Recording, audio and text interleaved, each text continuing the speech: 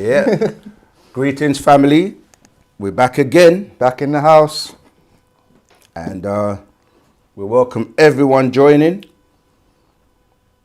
Here to expose the beautiful information given to us by Dr. Malachi C. York, spiritually known as Panababianun. Tour. All right, we're going to give a big shout to all the people joining. And don't worry, we're going to get to the question. Oh, this person, there's someone here, Nathan Gilbert, typing in Arabic. You don't...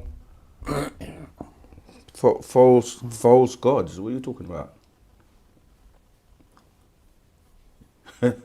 That's funny. Obviously, we're going to ban you and remove you if you're not going to behave yourself. So, need to be respectful on this platform, mate. Yeah, well, he says, how are you all? I and I. So, okay, he's gone back to the English. Yeah, let's keep it English for today so everyone else can follow. Yeah, so how you all doing? We're doing good. You see my brother in the house, Asaru. You all been requesting and asking me, where's Asaru? You know, you thought like we've fallen out or something. Nah, we don't do that in Wu-Sabat, man. We're here building, here spreading the doctrine. Forever. Yep. This is where we're supposed to be at. New day and time. I didn't get you one of these nice Miss Irish Moss. Sea moss. So I always need that. So I'll pick one up later. Yeah, no problem, man. No problem. That way. Tour. Yeah. Yeah. Keep going. I'm gonna have the chat on your left. Oh, okay. That's cool. Yeah. All right. So let's see who's in the house. I can't pronounce that, but I think it's loves you, but it starts with a Z. So loves you. Welcome to the team. Ashun. Gina Alain 2937 Rahubat from Cameroon. Rahubat. Then we have Ashun again. We're going to get to your question. Let's just say the greetings, the Rahubats. Noah Augustus Rahubat. Ubura Rahubat. Levi Anglin Rahubat. Reyes Sananda, regular Rahubat. Rahubat. Yeah, hold on. Let me see if I can get it up on here, and then you can keep that one. Yeah, I got it. I got the chat on here too, so you can keep scrolling through that one. Okay. And I'll use this one. All right. Who else we got in the house? You know what? If you're a newcomer, I can forgive you. Yeah, but if you've been following us for a good while, you should at least be able to write and say Rahubat. I see people spelling Rakubat, rob your back, all kinds of. It's Rahubat. Rahubat, yeah. But welcome. Amin No Sudan, Rahubat. Sonny Fro, Rahubat. Boogie Black, right, Rahubat. Oh, yeah. Last Storyteller, Rahubat. Virgin Island 7326 Rahubat. Let me put it this. My CMOS. Put this. Did you do Reyes Sananda? Yeah, hail him up. He's a regular. That's our bro from. Is it Birmingham? He's from. Yeah, our big bro from Birmingham. Rahubat. Who else we got in the house? Christian Lopez Rahubat. Chelsea B Rahubat. It's Chris Rahubat. Just talk black, Rahubat. Rahubat Moisa. Okay, Rahubat to everyone. Of course, we can't say Rahubat forever. We want to get into the questions. But as my brother Asaru said, yeah, Asaru is a traveling man. He's been traveling around, man. Where you been? Where you been hiding? Everyone wants to know. Now, I've been about still spreading the doctrine, of course. Tour. Did get caught up with the flu that had me up, so recovering from that. It's all about building up our immune systems, eating the right food, meditation, right diet, plenty of water. Yeah, so you're back. Yeah, back on ends. This is what you need, okay? Alongside what Asaru has just said. All right, cool. All right, remember, share, subscribe, comment, like, tell the whole world the place to be is Wu-Sabat. Okay, so let's see what questions we've got. Let's see who's got okay. OSM Vision. Yeah, let's get the calls in. Oh yeah, we want the live calls. Live calls, let's get them in. Any questions? All right, let's see in the chat, right? The first question we have today is from Ashun Ginny Elaine 2937. How long does it take for the soul to leave the body after it's unalived? Is it right to preserve a dead body in a mortuary? And what are the effects on your soul spirit if we do that? That last part, are you talking about if it's you yourself or the person that we're talking about? But the first part is 90 days, 60 to 90 days, because it takes that long, or you're given that time for you to visit your loved ones and people, and some of them may not be able to see you. Is that cool? Already? All right, live caller, Rahubat. Rahubat. How are you? Where are you calling from? What's your name and what's your question, please? Greetings. My name is James Bright, calling from Idaho in the States. Greetings. And yeah. Actually, thank you. You actually answered the question for me not too long ago. And I know I got a bunch more, so I was like, let me call him on it, while he got it live right now. So. Tua. Go ahead. So, a question, one that's been bugging me is, I got started with just a little TV story. This is back when I served in the military. One of my friends, long story short, I stayed up 8 hours a night, 8 hours one night trying to stop him from unaliving himself one night. And fast forward 2 years later, he had the same thoughts. And when he woke up to try to commit it again, he said that he seen me at the end of the bed.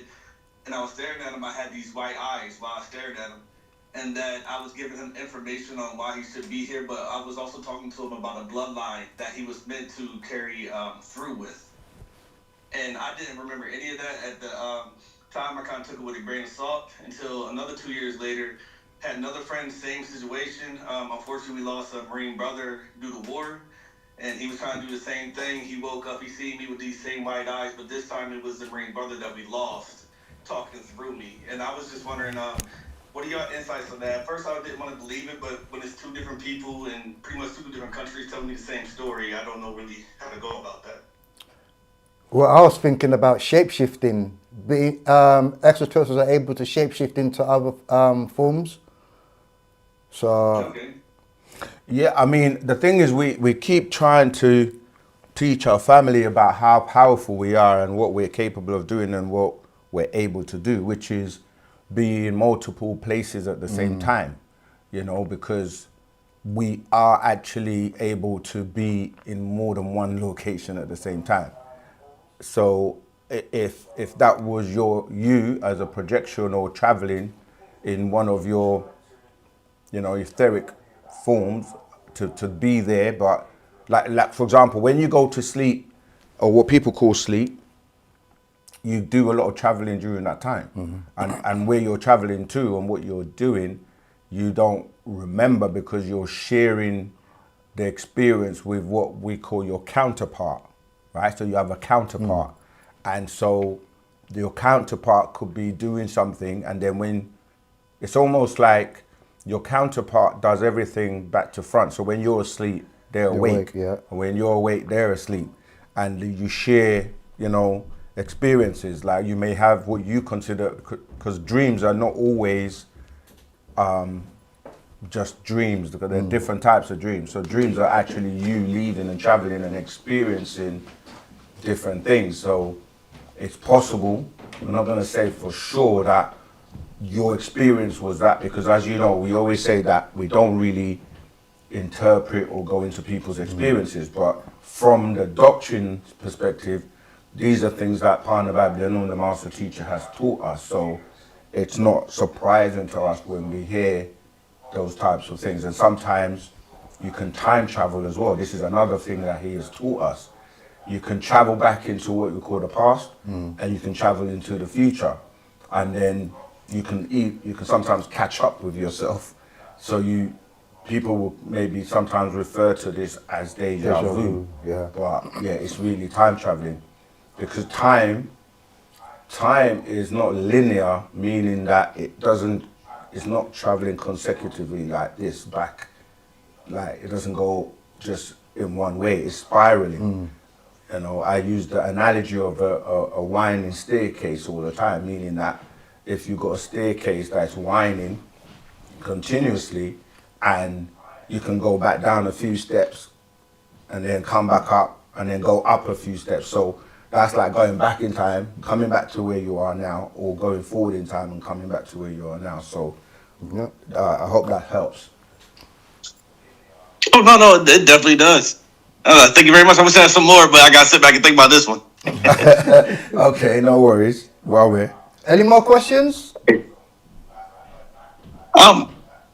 Shoot. No, I don't got them on my head right now, and I don't want to really take up too much space on time when everybody else get to ask questions too. No, that's cool. That's cool. all right. Thank you. All right. So yeah, going back to the question we were answering about, the soul leaving the body, and I already gave you the 60 to 90 days, and you say, is it right to preserve a dead body in a mortuary? I mean, is it right is dependent on the family and why they would preserve the body, because sometimes if there's an ongoing investigation and you need to do an autopsy or something like that, then yes. But in terms of if it's just to preserve it, no, we don't. In our culture, we don't do that, because we say you should cremate, so that your essence, your spirit, it's not trapped here within this atmosphere, which will hold you back from, going further up in terms of your travels to other dimensions and realms. So, no is the answer for that one. I remember the master teacher also saying that with the cremation, we would put the ashes under an evergreen tree or in water, anything that's alive, basically. Tour. Yeah, so we just return back to nature, in other words, and but when your body's still here, the life is in the blood and in the bones, and it just takes a lot longer for your essence to go back. Got a live caller? Live caller, Rahubat, greetings. What's your name, where you calling from, and what's your question, please? Terrace Muir from Jamaica. Greetings. Greetings. Greetings. Okay, so my question is, well, I want to say that, like, when there was a time when I would react in a very excited way when I heard something that excites me, and I would react in a very surprised way when I would react in a surprised way when I heard about something that I found to be awesome. So, but nowadays it's like, it's different now. When I hear things that would normally excite me, I don't get excited. When I hear about things that would make me happy, I don't react in a happy way. So, what is it that causes a person's spirit or emotions to not really react towards anything anymore? It's called a void. Yeah, the void. You're trying to fill that void, and you're not able to, by way of things that are no substance. That's why Wu-Sabat is here, because it's like when you go to church, or you go to the mosque, or you go to a religious, or to a party, or to anywhere you go, but you still leave feeling empty. You still feel like there's something missing, right? So that's the void that we're talking about. So Wu-Sabat, when you get it, it always fills that void. because we're able to always give you something new that you'd never heard before. Whereas when you're regurgitating something, or you're just doing the same thing over and over and over and over again, I mean, would you eat crackers every day for a week? No, because No. it's boring. After a while, it's like you've experienced that. So when people go on a journey of self development or self like awareness, or get into like know who they really are, they need something for their soul. Yeah, so the absence of soul, the absence of that real essence that's going to make you want to know more, do more, be more, is missing from, you know, what you're getting. So it's like watching movies, right? After a while, you know what the movies, you actually literally, even if you've never watched a movie before, you're able to say, this is what's going to happen, and then you see it happen, right? So the master teacher is a visitor to this planet. And he said that the difference between him and others is that he's always able to give us something new. Yep. And that's his mark. He's able to teach us something new and tell us about things we've never heard of before. So that's why nobody else can really follow him. After he says things and does things, yes, other people are going to take it, remix it, regurgitate it, make it sound like it's coming from them. But honestly, no one else is able to do that. So that void you're missing is Wu-Sabat. It's really the place you get all your answers. But the thing is that some people will still fight it. They know it's the truth, but so they ask questions sometimes to fill the void. But the thing is, if you don't recognize it and you're asking from a place of doubt or wanting to catch us out or prove that we're wrong, then you're constantly going to have that void. But when you're content and you're happy and you actually start to apply it in your life, that void will go away. Because I was having a conversation today with somebody, and they were like, you guys are always just so calm, because the up and down and the kind of chaos of you not knowing, it's like when you know, you have nothing really to fear. Yep. You're just calm and you just deal with it. So that's what we call the void. You need to fill that void and start reading the scrolls. I mean, once you come into Wu-Sabat, there's no void. There's no time for you to be like. There's always something to do, always something to learn. Yeah. There's always something new. You'll never get bored in Wu-Sabat.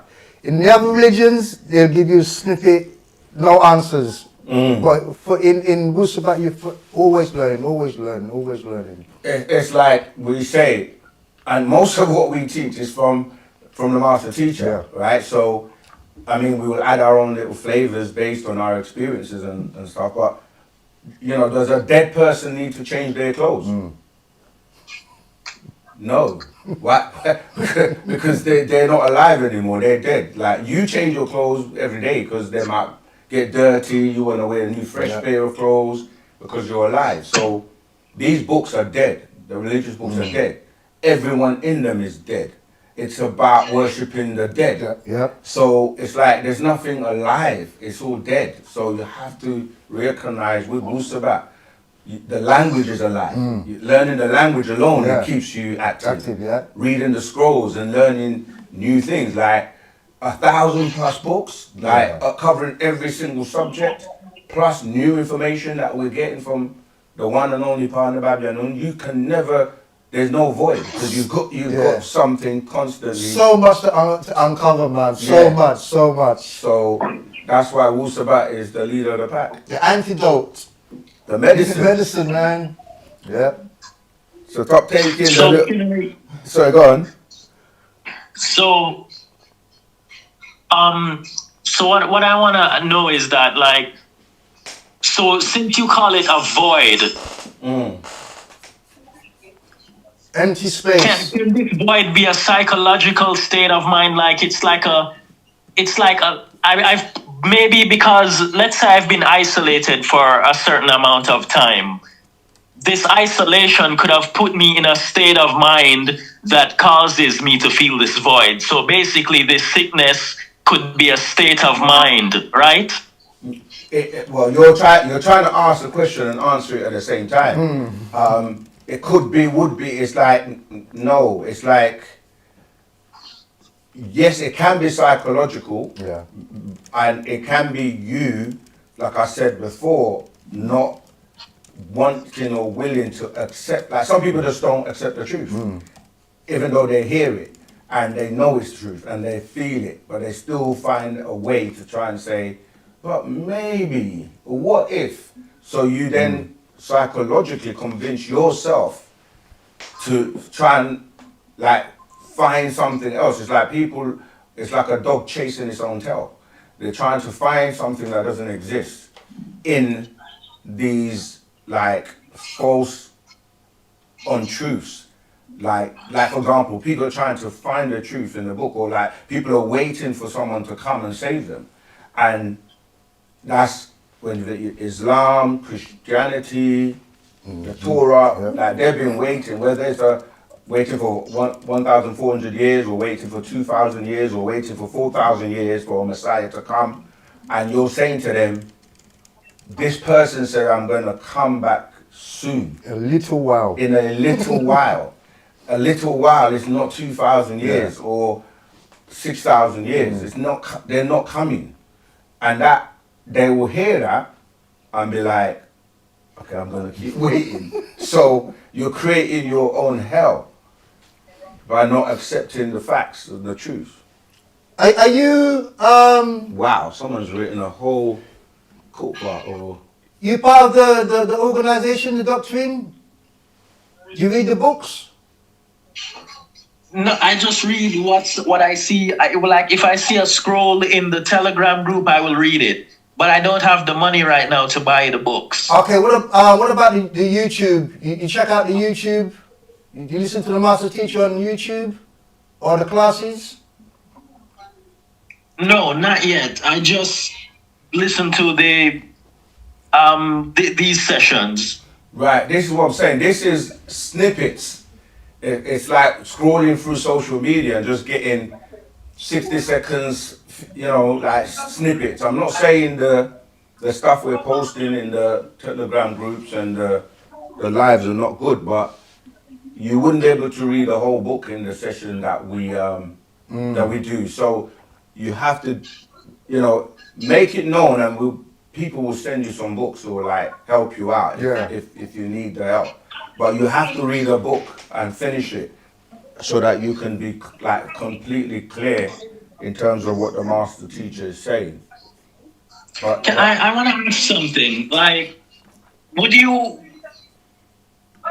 when you're dreaming at night, a dream, you have to be, your mind is actually conscious of something while you're dreaming. You're conscious of the dream that you're having. So a dream is kind of like, you would call it a state of awareness. It's not fully unconsciousness. You're not fully unconscious. You're actually, it's actually a state of awareness while you're dreaming, right? so you can't, one of the things you have to learn to do is ask a question, because you're asking a question, making statements and answering it yourself. That's part of the confusion. You see, but there are different states you go through during what you call dreaming, and there are different types of dreams, right? And there's you have a subconscious mind, and you have a conscious mind, and you super conscious mind, as I was saying. So yeah, there are different states. So when you go to sleep, it's a process. You know, you go from different wavelengths, like, you know, alpha wave, and you go through there's a diagram the master teacher has given us that goes through the sleep state in terms of what you're calling sleep and the different states that you go through. So depending on which path you are on at that point, like you say, you don't just, it's like sleep doesn't just happen. Like you lie down and you don't even know when you fall asleep.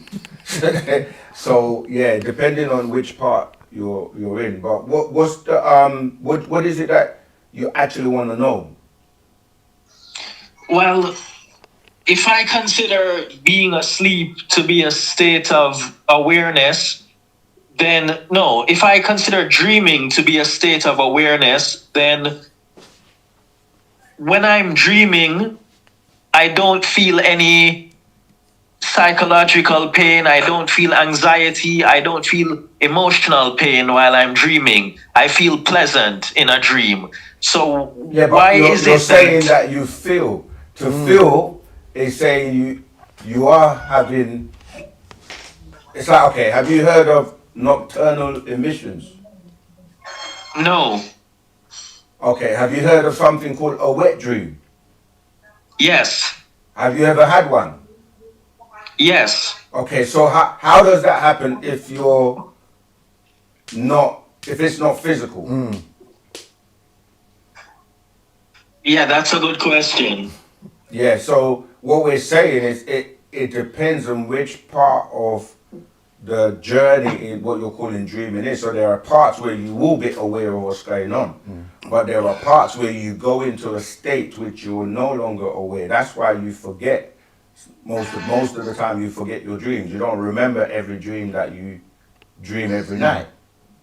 But there are some experiences where are very vivid, and when you're in a different dimension or realm, the rules that apply in that realm are not the same as the ones that apply in the physical. Okay, so the reason why I brought up dreams is because I'm thinking to myself that a state of consciousness that you're in when you're dreaming, I could use that to ask, can you be in a state of consciousness while you're awake that prevents you from feeling anxiety or emotional pain? Yeah, it's a lot of it is mental. That's why the mind governs how you react to things. So, for example, take pain, for example. To some people, pain is an uncomfortable thing, right? But there's a threshold that somebody else may be able to withstand. Yeah. That to them it's nothing. They don't feel pain in that regard. And you ever heard of the term mind over matter? So you can train yourself to the point where, like the people that will walk on the hot coal, there are people that will be put into ice, frozen. And so it all depends on the person, because you can literally switch off and train your mind to not recognize the pain or what you're experiencing. And even in the state of meditation. Can you train your mind to switch off from emotional pain? Well, yes. That's what I'm saying. Emotions is energy in motion. Yeah. So go ahead. It's like some people when they get tattoos, some people are able to take inject the needle. Some people they literally faint. So some people can take the pain, some people can't. Like with flu or cold, some people it hit them, they can still do what they're doing. Some people, like myself, when I got the flu, I was out, knocked out. out. So yes, you can actually take control. I was going to say it's the same as what we say in meditation. When you meditate, you can get to a point where, even though your physical body's still there, you are not there because you've gone into a deep state that you're not conscious on the physical conscious. So you go into subconscious and super consciousness. So it all depends on the person. But you've asked quite a lot of questions and taken a bit of time. We do have many other questions. Unless there's any last comments you would like to make, we're going to move on to the next question. No, that's it. Thank you. You're welcome. You're welcome, man. Okay, let's move on to Noah's question. Noah Augusti. The names we receive from our parents, were these names destined for us? And to the ones mentioned in books, like kings and queens and famous persons like Malcolm X? No. No, because your again, remember, it all depends on the language as well. You're talking about that your parents used to name you. So okay, let me ask you a question. This is for the religious people. You ready? And again, remember, who gave God his name? Yeah. Whoever named God, right? Are they saying that English existed before God? God, yeah. So, to answer your question about your parents naming you, it's based on what they were brought up in, what language they speak, and why they choose those names. So, most people will name children, or traditionally based on like biblical characters, Mark, Luke, John, and then the society. Malachi as well. Yeah, Malachi. So if you look at it, a lot of the names come from religious characters, and then as time went on, people started making up their own names. I mean, if your name is Shaniqua, forgive me, but people who start making names that they just think sound good or sound cute, or they just pick up tones. Blue. Yeah, green. Or Paris, is it? Yeah, Paris. Yeah. What's Jay-Z? Jay-Z and Kanye West? Yeah, They got yeah. some South. Yeah. Like it just sounds cool, or maybe there's a reason behind it. But no, they're not destined. Parents can be easily influenced as well.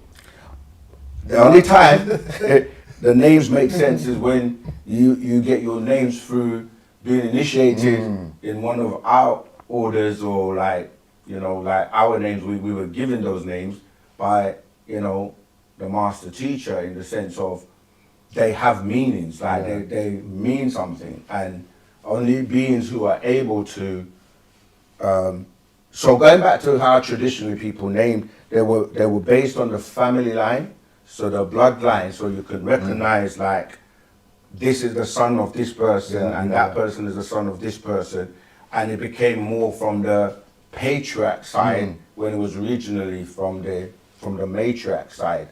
So they started to make it about having sons and promoting male as opposed to female. So it was originally based on like keeping a record of the bloodline. But the original records are kept by the women by way of the mitochondrial DNA. That's why it was from daughter to daughter. But it became man-made, a patriarch, where they started to say, you have to keep your father's name, you see. So that's how it was. And then obviously the Malcolm X point, the reason he chose that name was because the X represented unknown. Because they were saying that we've been given the slave master's name, which is an unknown entity, and the X represented that. It also represents a target. It also represents a cross, because the cross is about being dead. It's a symbol of death.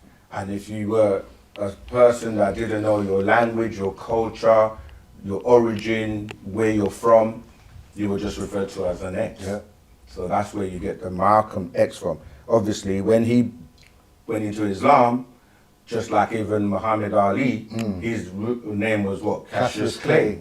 And then when he became Muhammad Ali, you see the Muhammad ties into Islam, and the fact that Muhammad was, from Arabia, and his father, Abdullah. So you can see how, it ties into being a slave, because Abd is the root word for being a slave. So when you say Abdullah, meaning the slave of Allah. You see, so we'll have a call. Rahubat, caller. What's your name? Where you calling from? What's your question? I want to know, are we half alien, half ape? Sorry, say that again. Are we half alien, half ape? Are we half alien, half ape? Half alien, half ape. Yeah. Oh. Yeah. Who's the we? Yeah. Because we're not all. We ain't apes, man. Us as human beings. That's what I'm saying. You have to define, like, there are different types of human beings Yeah. on the planet, and some have different DNAs, and so that's why we always specify that people have to be like very clear. Yeah, I'm glad. See, because I'm learning because I didn't know about that. Right. In a way. So so you have a supreme being. Yep. Yeah. Yep. You have a being. Yeah. You have a Yeah. human being. You have a human. You have a man. Man. You have a Yeah. mankind, then, which means a kind of a man, and then you go on to beast, demon. So when people say I am a human, they only refer to a particular stage in their development. So Okay. You hear me? I used to always say that to the people, like, because humans gave their name humans. We gave our name humans, but we could be really something else. Exactly. I used to always say things like that too. You know what I'm saying? No, someone gave us that title, humans. Yeah, humans, right? Yeah. But if you Like, I'm big on that. Like, see, I'm from a Christian family, but I believe what I believe. They don't want to hear it. Like, they don't want to hear what I gotta say, but you know what I'm saying? But I'm deep into what y'all talking about. I'm deep into this though. Like, I know a lot now. Like, But in the Bible it says that ye are gods. That's what the Bible says.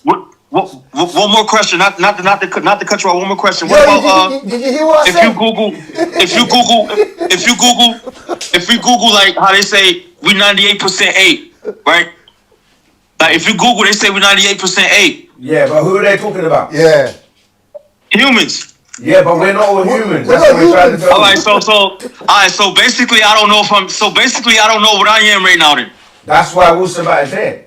We have an Yeah, that's actual crazy. fact called. And I believe that though because we all gave ourselves names. No, They gave listen. us humans names. Yeah, but what I'm saying, let's slow it down. When you said we, yeah, somebody Yeah. has given you a language. So you have to start from the language. When you said human, you can spell H-U-E as hue. Because Right. it's a texture, a hue, right? Of a person Yeah. or of a man.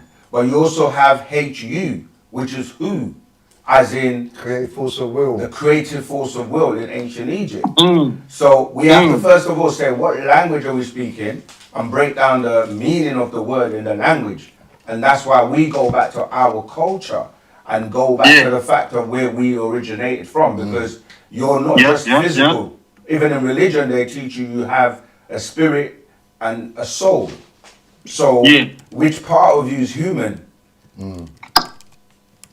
You follow? So to answer your question, we have an actual fact called who you are and not what you have accepted.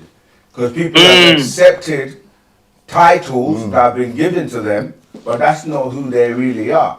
So you need to start looking at your DNA, looking at where you originated from. And if you do, it sounds like you're of African descent, right? Yeah, my mom Trinidad, my dad Jamaican. There you go. See, those are labels. Yeah. Those are titles that somebody's called somebody else. That's just the island where it came from, but that don't mean that's the bloodline, Exactly. right? Yeah, it started me, Because Trinidad means three mountains. You're not three mountains. But yeah, so it's important because people accept what they've been labeled with and told. And I say, if I ask you why you're called Jamaican or Trinidadian, they're gonna say because you were born in my parents, right? Like in that location. But if you were, I use this example all the time. If you were born on a plane flying across the ocean, where would you say you're from? Say that one more time for me. If you were born on an aeroplane in the middle of an ocean, where would you say you're from? From the water, from the ocean. You see what I mean? It's funny because you're in the air though. But you're in the air and you're in a plane, and which water?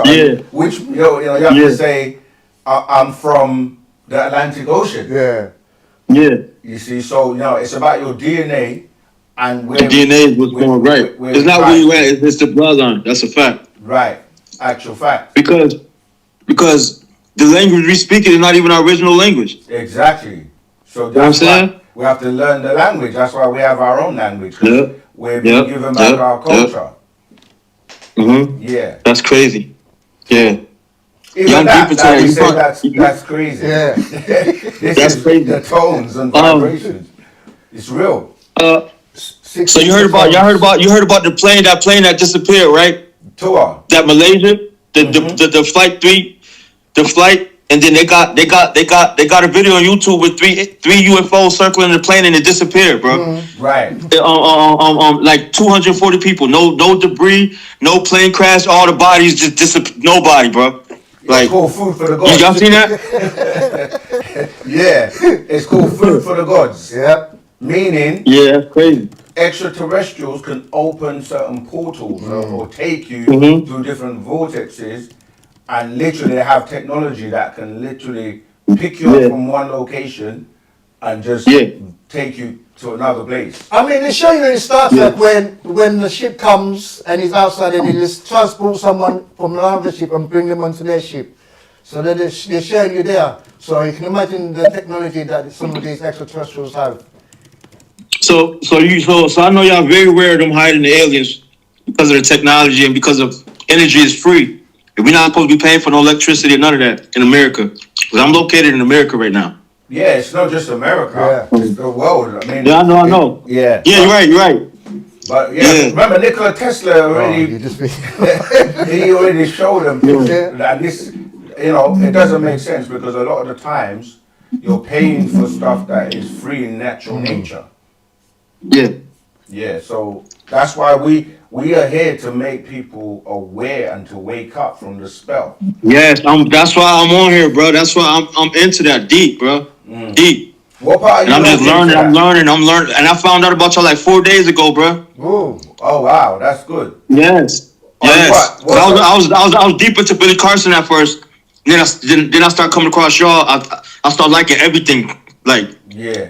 one thing clicked. Y'all saying something I forgot, and it just clicked. And I've been following y'all ever since, man. Thank you. real. Big up. Where are you based? For real. Huh? Say that again, please. Where did you find us and where are you based?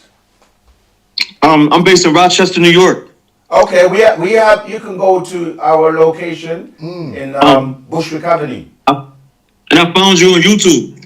Okay, perfect. Yeah, Go you on have YouTube. to take it to the next level now. Go to the store, go Yeah. to the classes, and Yeah. get some scrolls. Yeah. Hold on. Repeat what you said, please. Go You said to go somewhere. the store, Mm-hmm. Bushwick Avenue, 717 Bushwick Avenue. Yeah. Yeah, I'm saying go there and link up with the brothers and sisters there, and then they will give you, more info. Yeah. I got you. All right. Got you, man. All I right. appreciate you a lot, too. Spread the word, man. Spread Let the me- word. Don't worry about Let the me- people that Oh, you yeah, say. I am. Yeah, your telling family, you. they'll catch up. You Yeah. just gotta do what But you have to do. nobody won't listen to me. You know what I'm saying? Nobody won't listen to me. They'll come around when they're ready. You know? Yeah, because Yeah. you're vibrating on a higher frequency Yeah. now, so you're not Yeah. gonna be aligned with where they're at. So you just gotta keep on your journey, and they will see the Yeah. difference in you. That will Yo, help them. no, not to cut you off, no lie, bro. I've been watching y'all all day yesterday. I'm talking about, I'm be watching y'all all day today. I'm dead serious. Just not a lot. I'm dead serious. Yeah, I hear Like, you. I'm on Thanks to the master all day, teacher. bro. Yeah, All week. Like, I'm on that. Like, yeah. yeah. We thank and give praise to our master teacher, Dr. Malachi Z.K. York, Partner Babylon. Yeah. Yeah. He wouldn't be here if it weren't for him. And Yeah. stay on it. Stay on the paths, Yeah, Zamal. Yeah, you'll be all right. Yeah. All Definitely. right. Take care. You too. Okay, let's go back to that question. Yeah, so we kind of answered the question on the names already. So I was saying that with names, names are supposed to have a meaning and a tone and a vibration, and it's important to have the right names because the language you're speaking and the tones you're uttering will mean that anyone that is vibrating on that frequency is going to attach themselves to you and connect themselves to you. And that's why in the scriptures they say, do not use the Lord's name in vain. Yeah. And we say, that's why some people say they don't say his name. They say Hashem, which means the name, as opposed to trying to desecrate the name. Because remember, the point the master made is so potent that whoever named God his name is more powerful than God. Yeah. Because if I call you, at that moment you stop whatever you're doing and turn your attention to me. Upper His mercy. Yeah. I'm controlling you at that moment. Yeah. So how can God be controlled? Like, because you're distracting him. You see, so that's why we say that it's so important to understand tones, vibration, and frequencies. Because when you say a name like, let's say James, everyone dead or alive that has that tone will respond to it. Yeah. And this is why you cannot change, say, a name like Yeshua into Jesus, because if you're calling somebody by the wrong name, they're not going to respond. All right, we have another caller. Rahubat caller. What's your name? Where you calling from? And what's your question?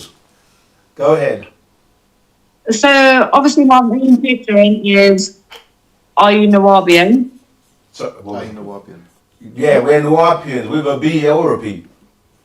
Okay, so my main question is, where do white people come from? Because from the text that I've been reading, it comes from the interbreeding from the Anunnaki. Okay, first of all, define white people. So, like, the people that we have now, like the English people, I don't know, like white people in general. Yeah, that's because it doesn't exist. That's why we do this, because people have been given a title to say white people, but there is no white people and there's no black people. Right? Okay. So you are who you are based on your DNA and your genetics. And even when you go to what you're calling white people, there are different classes of them. They're really like... Okay. So, I'm trying to answer your question. So, like, the Vikings, if you look at the word Viking, it means 6 kings. Yeah? So you have different species, and they're not all from the same place. So when you say Caucasians, that's different from when you say, like, the Flugerods.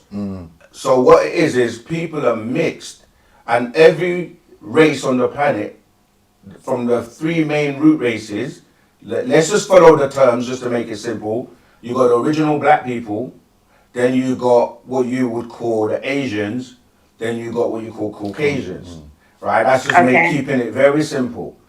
But they all were bred at different times with different people, but the genetics of everyone on the planet will come from the original people, which will be the African people, who became what you call the Sans people.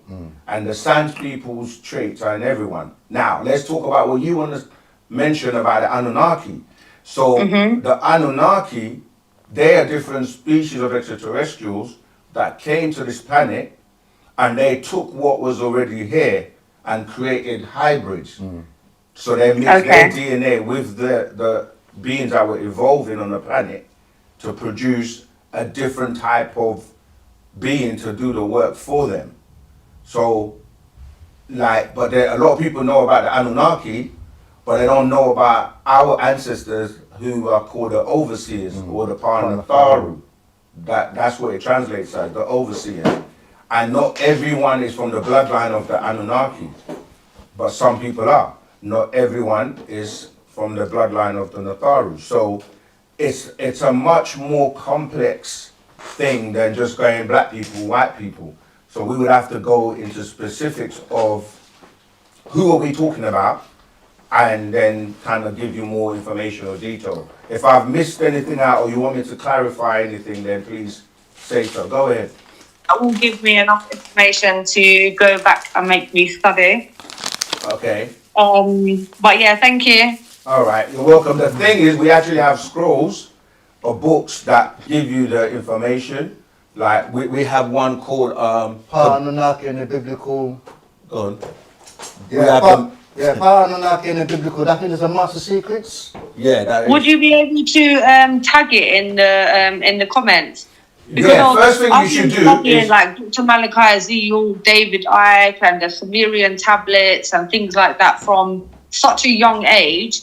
But it's good to know. Like obviously, as we are, that our knowledge is infinite. So it's good to know other knowledge. Yeah, but I was going to say the first thing you should do is link into our Telegram group. Yeah. And then we'll post the information, anything you need to ask us, you can ask us at any time, you see. So we'll post the links for the books and the information that you need to read so that it can help you answer most of the questions you will have. But one thing I do want to make as well as a point from what you just said is, I realize a lot of people, because you mentioned all these different people that you've grown up listening to, a lot of people are just becoming what we call information junkies. Like, people just want to know information for the sake of saying, I know, and to have conversations with people and sound heavy. Yeah. But this doctrine and Wu-Sabat, it's about saving souls, and it's about what you have to do to elevate yourself on a higher level in terms of your consciousness and to know where you're actually going in terms of your soul once you leave this, what we call the physical realm. Right. So we go further than most people in terms of just giving information, reading information, and sounding heavy. So this is actually a journey to transform people that are ready to make that transition. All right? Yeah. Yeah. All right. Okay, I appreciate that. Appreciate, love you too. All right. Yeah. Well, God take bless. care. Thank you. Not God bless. Yeah. God Bye. bless in my thing. But yeah. Thank you. Bye. All right. We know we don't do the God bless, yeah, because you know that's be less. We want to be more. All right. Let's go back to the chat. Okay, we covered that name question. Why do I feel this energy on my forehead and top of my head whenever I'm in the mix of a lot of person? You should be telling us. Yeah. It's your experience. Could be numbers of reasons. It could be so much different things. Was the air conditioning and the heating like in a place? You know, but we can't really answer that in terms of your personal experience. But some people do have gifts and abilities to like pick up energies. Yeah. Because remember that energy is always around us in different forms.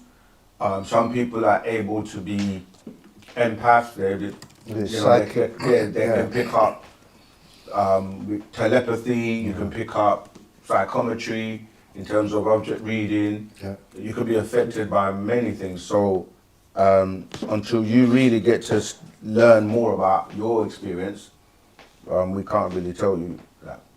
Okay, we have another caller. Greetings, family. What's your name? Where you calling from? What's your question? Hi, this is Beatrice from Milwaukee, Wisconsin. Hey, we like that energy. All right. Okay, can you hear me? Loud and clear. So first of all, Sakin, I love you so much. I love you. Okay. Aww. Thank you for the knowledge. Thank you. Yeah, I know, right? I love you too. We love you too. Go ahead. Okay, so my first question, I haven't heard anything about abortions yet, so I just want to know if you guys had any, teachings on abortions and what's your thoughts on that? Mm-hmm. And then I have young men for sons, and I'm just trying to get them more. Like, what can I do to encourage them to get interested in it? Because they see me watching and listening all the time and reading the books, and they like, Mom, no. So just trying to figure out like how can I get my sons more interested in Wu-Sabat. Mm-hmm. Okay. And then I want to take classes, and I can't find out like how to take classes, or I need a link, or I need something so I can take some classes so I can learn the language. Okay. Are you in our Telegram group? I'm not. All right. We're going to post the link. Look in the chat. We're going to post the link. Join the Okay. Telegram group. and then we can continue the conversation and ask. You can ask any question about anything, but we'll answer those 3, I think, questions for you. All right. The first one about abortions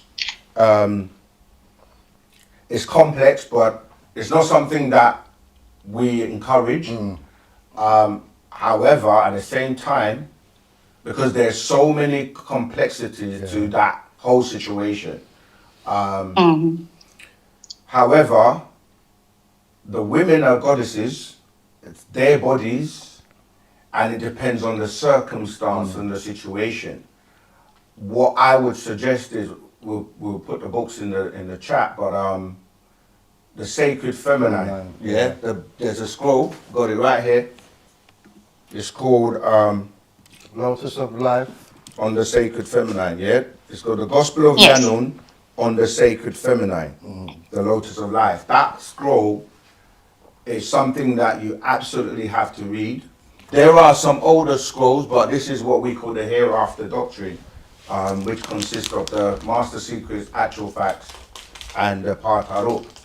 So it's not something that is to be taken or done lightly, but as I said, it's a very complex situation depending on the circumstance, because as a goddess, it is your body, and you know, we've been under men rule for a long time that dictate and say, this is what you can or this is what you can't do. I mean, there's so many complex situations, like, for example, people will talk about if I was raped, you know, or there's so many, we can't go into all the scenarios, but there are scenarios where obviously the decision will be made based on what's going on. But generally in Wu-Sabat, we do not condone or encourage abortions. In fact, if you're taught about the pleasure palace or getting sexually active and to know what it means in terms of exchanging bodily fluids, and there's so much complexity to the subject. So I think genetic kiss as well. Yeah, genetic kiss, actual fact, genetic kiss is a great one. So yeah, we would have to know what the circumstances are to kind of like give more informed answers. The second question was getting the son into it. How to get my sons interested. Yep. What's the age groups? The age groups. So I have 4 sons. The oldest is 25. The second oldest is 22. I have a 20-year-old and I have a 15-year-old. Okay, so they are of age. Yeah. We have something called a Mudrusu, right, which is a young student association. The reason I mention that is because sometimes people of the same age group relate to each other better, or the way they communicate, or, you know, relate's going to be different. So I would say, if you could, we have our websites. Again, these are things we can post in the Telegram group. We can post the links for them to kind of like connect with those younger people.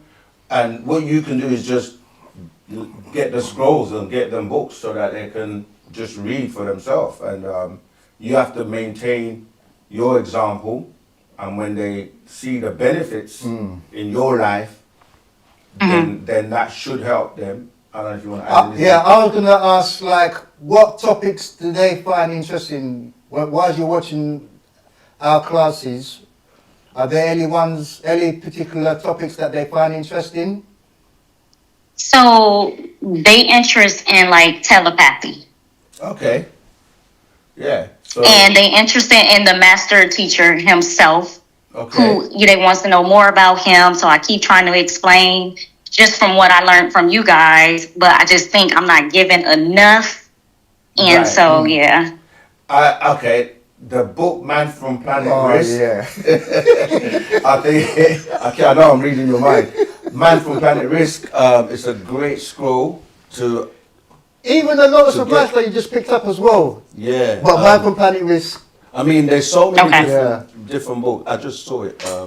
But yeah, The Man from Planet Risk is a great book. We have it available at the moment. So, so just let them read the books for themselves, and to see if they can attend classes. I think that was your third question. Where Yes. where you located? I am in Wisconsin, in the States. Okay, all right. So we have online classes every week, every Saturday. So you can join online, or you can also just like go to the nearest location near where you are. But I can't tell you. Do you know where's the nearest location closest to Wisconsin? My American geography is terrible. Okay. Okay, I'm like an hour from Chicago. Okay. Yeah, there's somewhere in Chicago.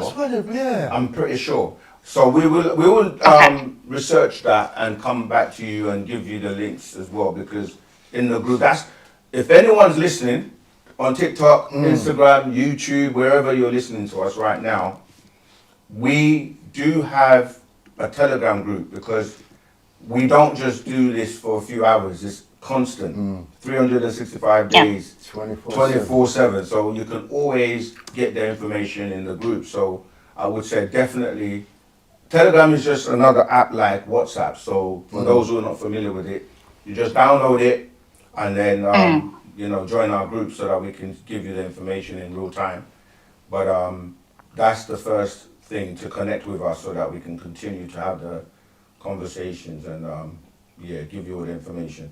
But the main thing is that you're studying, you're reading, you want to know more about the master teacher, who is the reason for all of this, and the reason why we do this is to get people to know about what's going on, because he's obviously been wrongfully incarcerated, and he's coming home, and we all got to do our part to make sure that we get him home. So we appreciate you for your questions and for the energy is fantastic. Do you have any final comments before we close? No, that's it. Thank you so much, and I just wanted to shout out another student teacher. Is it Happy or Haptu? How you say it? Yeah, Happy. Yeah. I just want to say I love him. Oh gosh. I love him. He's my favorite. He just I don't know, it's something about his energy. Like, I sit up when he starts to speak. So I just wanted to give him a shout out. Yeah. And we love him in my household. So if you guys can extend that to him, we appreciate it. No problem. Oh yeah, and for the language, we have the online course as well. We'll give you all those links, and there are language groups. I will look for those. Yeah. All right. Okay. Thank you. Wadu. Big shout out to both Last Storyteller Horus, and also to Saket Ra for your donations. We're much grateful and show gratitude for that. Like you say, Saket Ra, blessings, free our master teacher Malachi Z. York, Parna Babylon. And everyone just keep saying it, meditate on it, visualize it, share it. This boy was picking my brains. I know. My telepathy and my mind reading has improved so much. But yeah, Last Storyteller, I want to read your comment as well for your donation. The greatest brothers on OSM team up again. Tawat Asaru and Saken, Wu-Sabat, now and forever. Yeah. And that's it, man. Let's keep pushing that energy forward. All right. Okay, let's get back to the question. Oh man, we got another voice note. Okay, let's go for it. Go on. Greetings, brothers. I just wanted to know. Caller. Rahubat. Just connecting.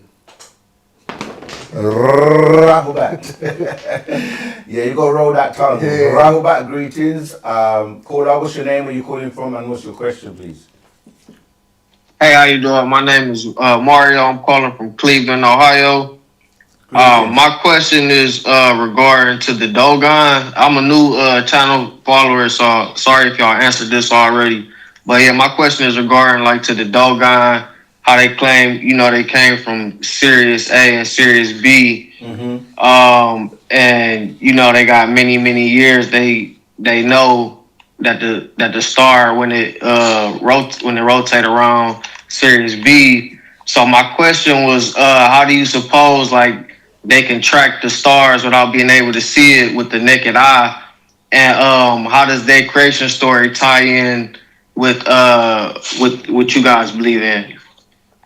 All right. So first of all, we don't believe. We deal with the facts and actual facts and evidence-based knowledge. So we've been teaching about extraterrestrials, and the master teacher, our master teacher, Pana Babyanun, is an extraterrestrial. And the Dogons were also, they are descendants of extraterrestrials. Because when they give you their story, even Muta, what's his? Musa Baruka? No.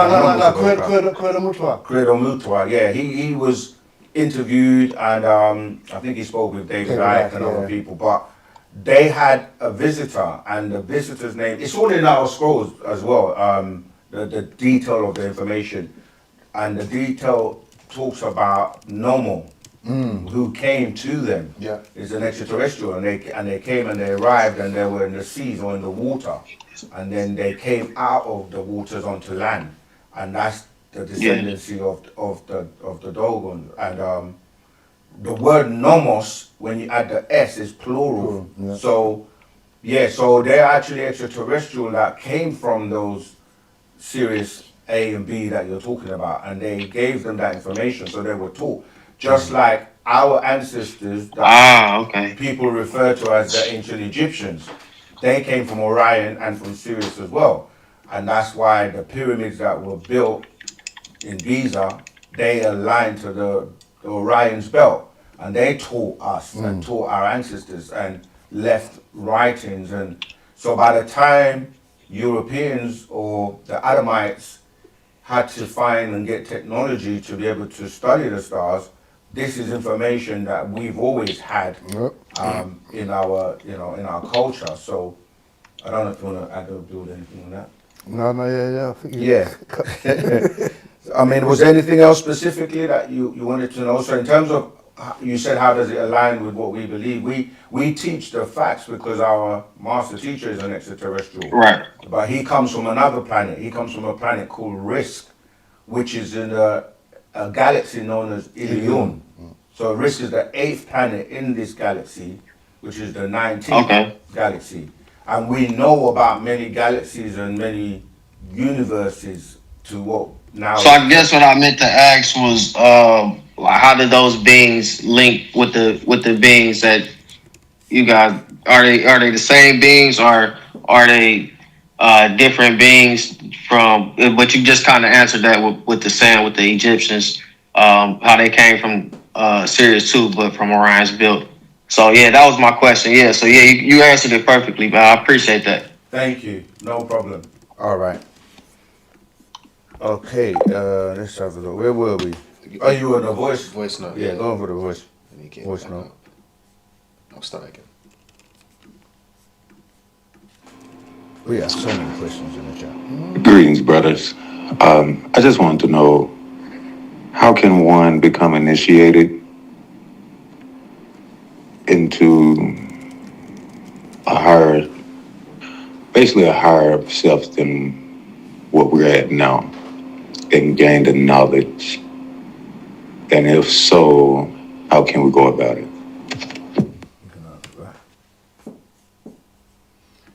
Well, first step is like getting familiar with the doctrine, and then getting familiar with the family, work your way up.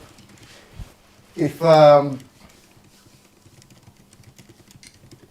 brother sees you that you're basically, to get initiated, you have to be introduced by a member. But first step is to get familiar with the doctrine and what we teach, what we're about. I think the first, like we say, you got to learn to walk before you learn to run, and you just got to come and be amongst the family, wherever you are. Go to your nearest location and start to study, because like Asaru just said, like within the culture there are different orders and different aspects that you get taught certain information. So you have to first of all become familiar. That's family.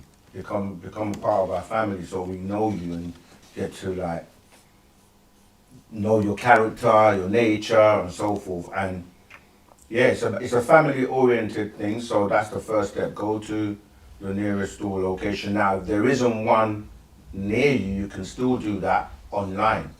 You know, attach yourself to a location, a store. We have many online groups, and you can just start joining. Obviously, we will guide you. That's why we encourage people to join the Telegram group, because that's the first step where you can be in touch with us. We'll be able to then guide you along the way. Some people just want to run before they can walk, but there are no shortcuts. You go read the same books we read. You go help out and get involved, and just like think about it. Even if you went to martial arts school.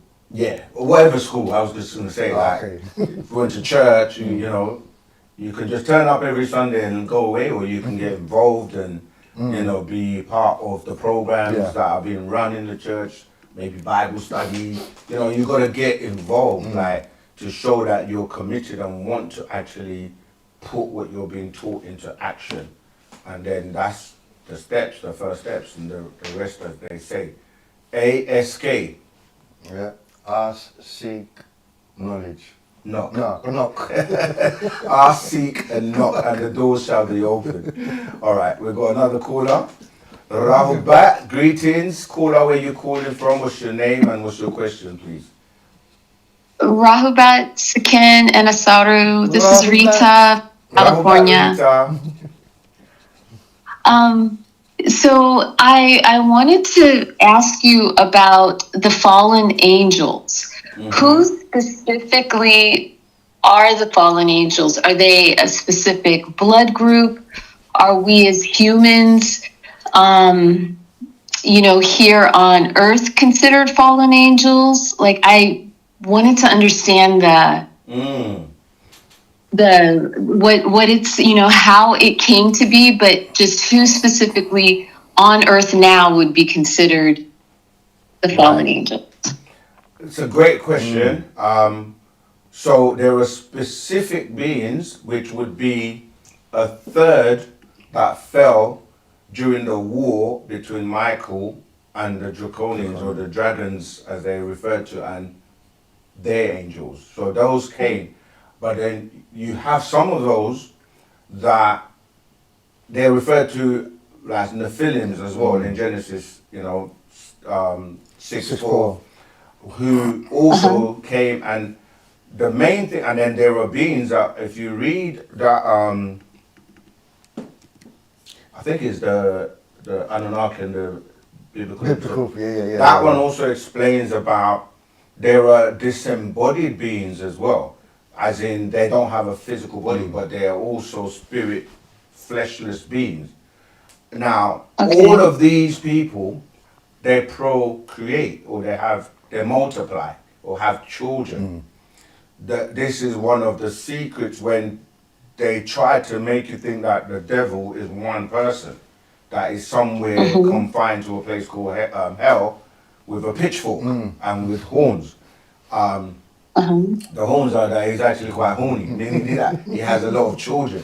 They're called legions in the Bible, so they continuously multiply. And so now, in terms of the second part of your question, it's very important as well, because we are also trapped here in the sense of we've fallen down in grace in terms of vibration, because we can't just leave anytime we want now. So we have to go through this cycle of reincarnation to perfect ourselves, to prove that we want to get out of here. Because there are some beings that are bound here, they can't leave here. There are beings that are stuck on certain realms in terms of when we talk about ether, you see. So that's why it's more about your actions, your intentions and your actions, because you prove who you are by what you do. Not because of your color of your skin, or because you're elegant and slick and you talk good and you can wear nice robes or nice perfumes and go to church or the mosque every day. It's not about that. So that's why the master talks about your heart seat and talks about ashuk, because like it's really from the heart, because you're gonna be who you really are by your nature. You know, you can't fake it. It's like when you watch these reality shows where people go into a building and there are cameras everywhere.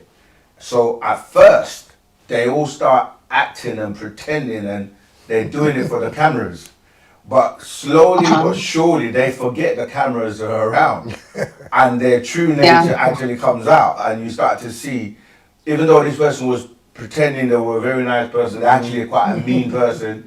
This one is not very clean. You start to see their true nature come out. So we are quarantined here on this planet, and we have to prove ourselves worthy to receive the ability to be raised and to be able to receive, like for example, to receive your barythrin gland back, and then you can then make it to the higher realms. But the things you have to do are all in our doctrine in terms of the scrolls, the Patarot, which is the way. If you live by the way, then you kind of like, you learn how to care. You learn about love, or true love, or shuk. You learn about working together. You learn a lot of qualities that will show your nature, you see. Okay. Yeah. Yeah, thank you for answering that. You know, I was wondering, well, basically the fallen angels, they, I mean, you know, categorizing them and understanding that they probably mixed in with human then as well. Yes. So that all may be a part of every one of us. Well, basically, if you look at your reptilian nature, this is why if you look at what we are composed of, we go through the stages of the DNA that we're mixed with. So the greys, you know, the reptilian.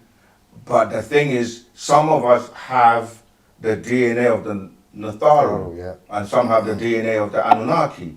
So it all depends on you, and you can actually override the nature by way of this doctrine of Wu-Sabat, where you're supposed to suppress the disagreeable side of you. This is the whole thing. It's science. It's not just, I'm a good person, I'm a bad person, because that's very subjective.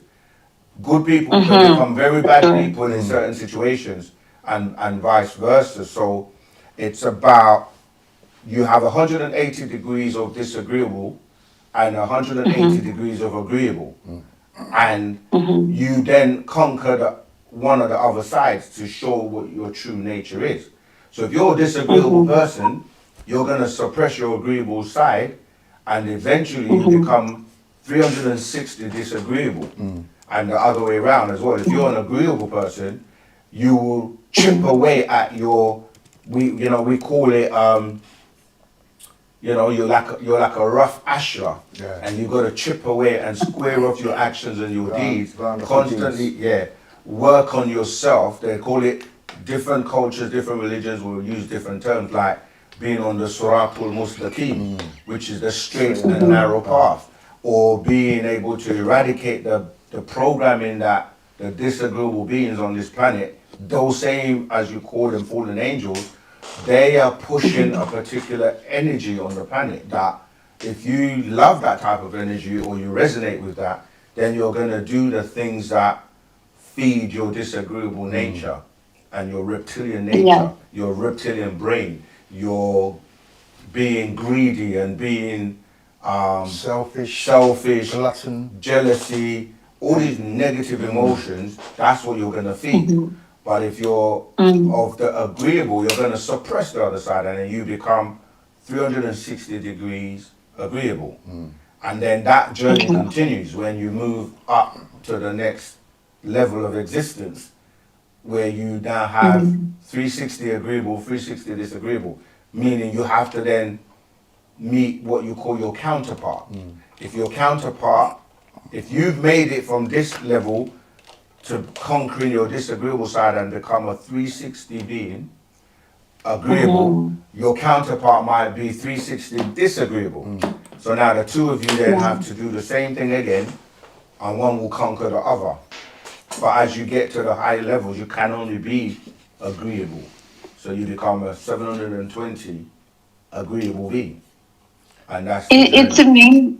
It's amazing, and I love hearing you describe it this way. It does feel like a video game with a lot of layers to it. It actually, yeah, you can literally look at it that way. Means them are definitely Well, watching. Yeah, and it's I'm finding understanding the rules of the game, and in social media alone, there's so many individuals out there, deciphering and providing information. But that's where, for me, after all of these years, and I've read metaphysical books, and I've really been in it. But you all, for me, were really spilling the truth, so to speak, where there was no smoke and mirrors.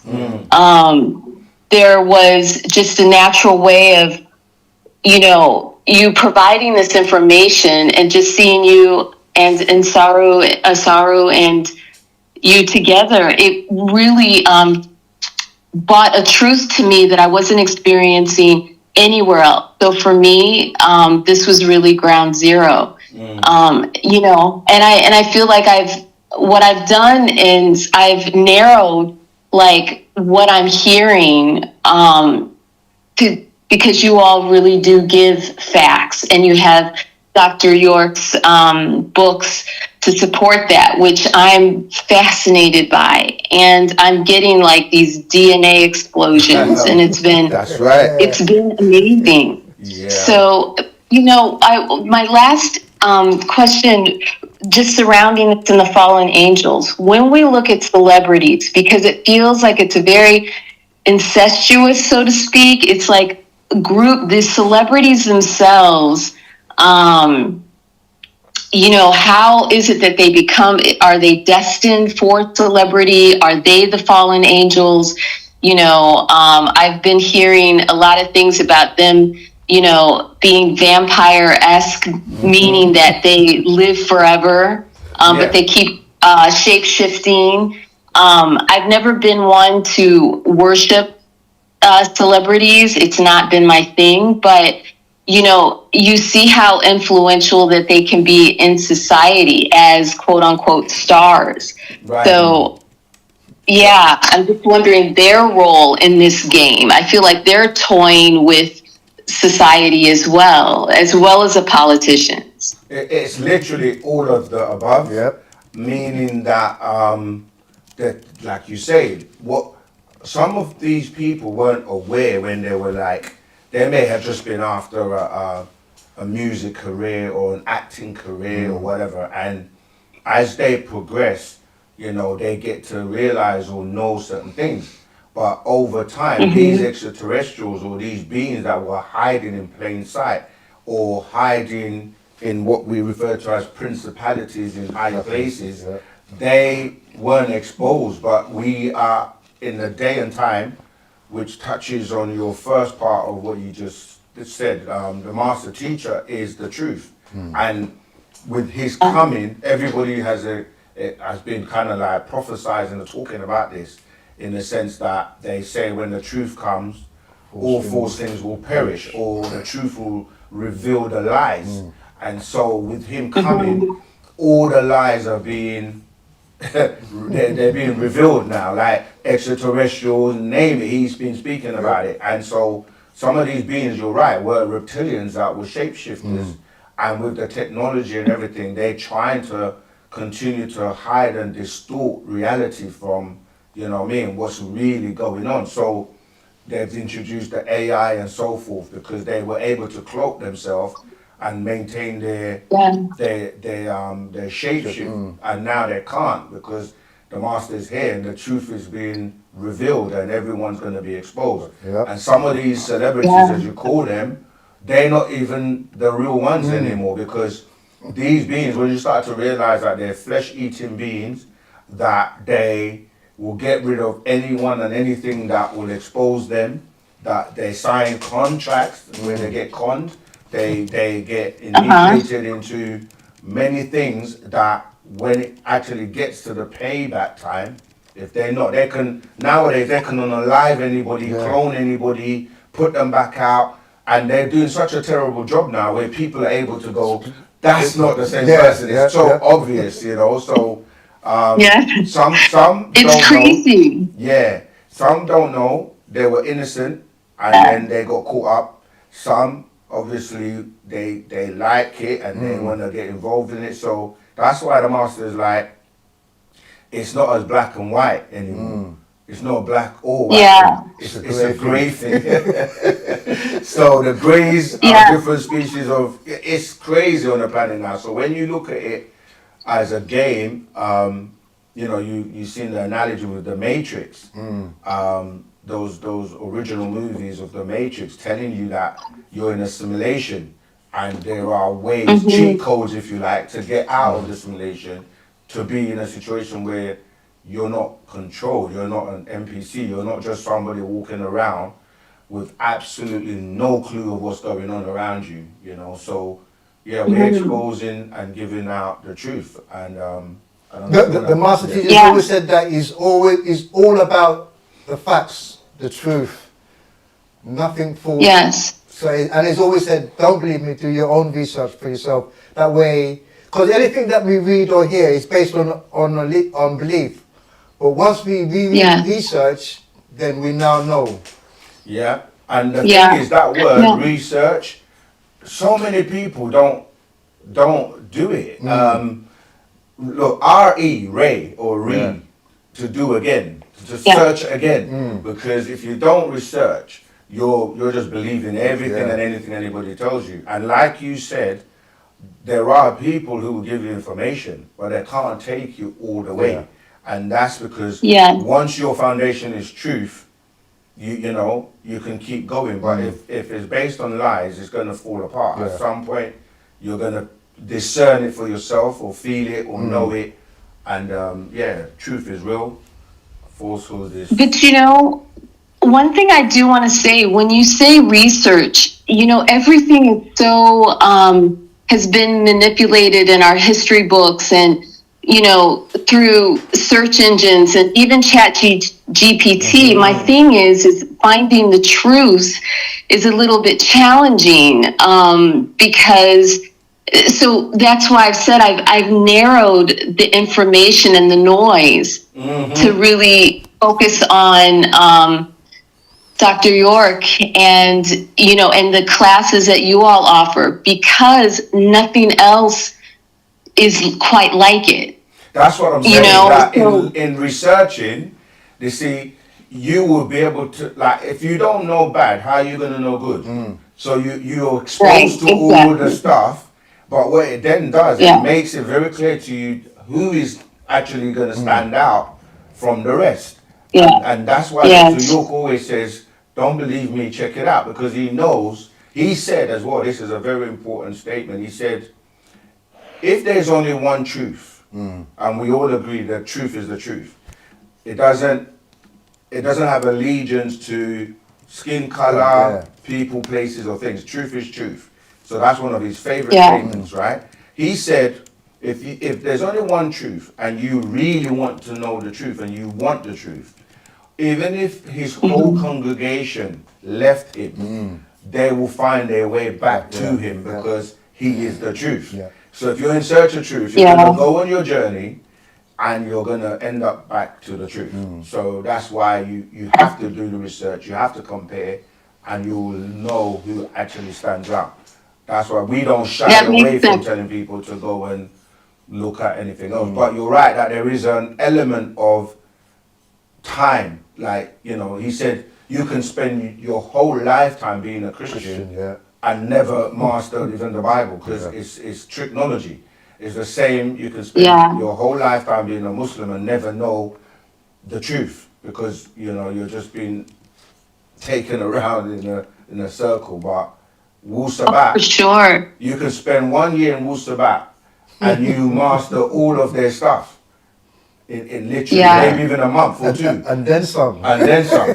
So Absolutely. But And it gives me a great sense of peace. I do want to say before I go, I read The Genetic Kiss, and you talk about mind blown. I'm like, we have no idea what we're doing. I think every teenager should get The Genetic Kiss. That's a serious scroll. I remember the first time I read that, I was like, oh my gosh, like, I wish I had this book. Yeah! So, all the young people, go ahead. But you know, I was thinking about this when we were kids, and my dad would not let us watch TV if people were kissing. But when we would see people kissing, even if we saw our parents do it in front of us, we'd all scream. And we're like, oh, it's gross. I feel like kids know, because after reading Genetic Kiss, I was like, it's unbelievable. You know what you were just about to say? I find that term so funny. Holy shh. Yeah. Holy. It's crazy, the language. Yes.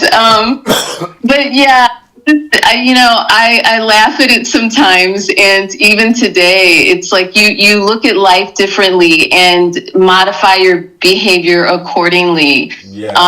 But man, I've learned so much just within, and I've been with you all for a long time, but I can tell you it's impacted my life in a really great way. So thank you. Thank you to both of you. Thank you, and we thank Partner Babyanun. But one thing you have said, I have to touch on, is the young people. It's about the next generation. So even though we read that book, Genetic Kiss, or even like The Lotus of Life, the Gospel of Yanun on Sacred Feminine, it's really to get the young people, the new generation, to realize, so they don't have to go through that whole DNA exchange and go through all of that, so that there will be better versions of us.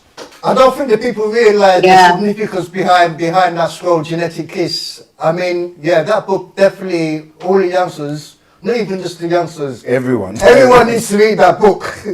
Because it's powerful for sure. It's powerful. Like anything the master teaches us is powerful. It's power. But that's a must-read scroll. All right. So thank you so much. I won't keep you. All right. I appreciate you both. All right, Wadu. Okay, we got Levi Anglin. Rahubat Musa, how do we deal with disagreeable siblings who are of a gang affiliation? I mean, I got loads of voice notes, but go ahead. okay. I mean, knowledge seems to shut them up real quick, but what happens when they come to your house? Can we Nuwapians defend ourselves at that point? Sorry for the inappropriate quest, don't mean it to be. Of course we can defend ourselves. Like, we are not the turn the other cheek type of people. If anybody, attacks you and your family, you're well within your rights to protect yourself. You're getting the force of Ra, man. However, as you say, some beings want to bring you down and draw you to that sixth ether force and disagreeableness. So it's best to love them from afar. If they're affiliated and are doing those types of things, then you got to just love them from afar. They've got to learn and study as well, and then change their way and become more agreeable. If they don't want to, then you just got to, unfortunately, I mean, we have to love our family members from afar if they're still on that sixth ether force and they don't want to elevate. So I mean, sometimes it takes that for someone to go down, hurt, injure themselves before they realize that, well, what I'm doing is not beneficial to me. So sometimes they have to feel before they learn. Yeah, but definitely we can defend ourselves. And all right, let's get the Rahubat caller, what's your name? Where you calling from, and what's your question today, please? Ragubat, Dre calling from the States, South Carolina. Good to see the other brother with you. It's been a while, like almost 2 years since the last time. I've always been here in the spirit, man. It's just like you guys didn't see me. Yeah, we deal with actual facts, bro. We don't ghost worship. You ain't been here. maybe in energy. Yeah, but go ahead, Jamal. Asaru is his name, by the way. You forgot his name. Okay. Good to see you. I asked about you a couple times over the past year, but they were saying you travel a lot. Yeah, I've been reading your comics, man. I've been reading. Yeah. I kept saying to him, people keep asking me where you are. They feel like, like I'm hiding you. Yeah. So I said, nah, come through, bro. But yeah, go ahead. What's your question today, Dre? My question was, I was reading scroll number 80, The Man from Planet Risk, and then I was looking at everything that's going on right now, where it seems like World War III is about to kick off with the missiles that was shot to Iran or something like that to Israel. By 2030, is it still on alignment with that they'll have to still give the keys back to the rightful owners, which is Nine Ether, Natharus, us? And they'll have to move out the way. That's why these things are happening the way that they're happening. Yes, it's part of it. But the thing is, it's not for us to just sit back and be like, oh, just wait for 2030. Because what we do has an impact on what actually is the fate of us. So, yes, they're doing that because it's part of them wiping themselves out. But at the same time, we have to get ourselves prepared and ready and just not just wait and think. But again, when we say they, remember, it's only a select, the Adamites that are being wiped out by 2030. So, you have other beings on the planet that are not regarded as the Adamites. And if we are not in a position of rulership and recognizing that it's our time, then we're just gonna be it's been our time since the year 2000. And many people still don't know it, or still don't accept it, or still under fear, and still under like the matrix, and still under like belief, and just like so. Yeah, you're right. What's going on in the world has a correlation with them wiping each other out, because this is what Six Ether is doing. Six Ether wipes each other out by way of wars and all the the disagreeable acts on the planet, and a lot of them are being exposed. So, but I say we need to focus on what we need to do. Elevate. Number one, get Pa'ana Babylon home. And then the rest is, we will have our guide. That's what he's been doing, guiding us all throughout. So we have to focus on, like I had a conversation with somebody today, which is actually quite interesting, relating to the current affairs. And we were saying, like, if push gets to shove and things get that bad on the planet, the only being that knows how to open portals and take us out of here is Pa'ana Babylon. And someone was like, I can get, what if I got a lot of gold? And I was like, yeah. You're not going to need those things. The gold market has shot up, right? But I'm like, you know what? I will get land, get all the food, and get all the water. And they're like, yeah, but my gold is going to be worth a lot. And I'm like, not when you starve to death, because food and water and natural land to farm is going to be much more valuable than gold when things get to that level. And they were like, yeah, but we can barter, and someone else is going to have oil. And I'm like, all I have to do is wait for you to starve to death if I'm being that, I'm just giving an example, right? And then I will take all your gold. So we are focusing on the wrong things. We need to focus on unity, on the love, and build and, do. That's what I'm interested right now in terms of people that, yes, the information is great. Religious people, you can be a Rasta and your locks reach down to your feet.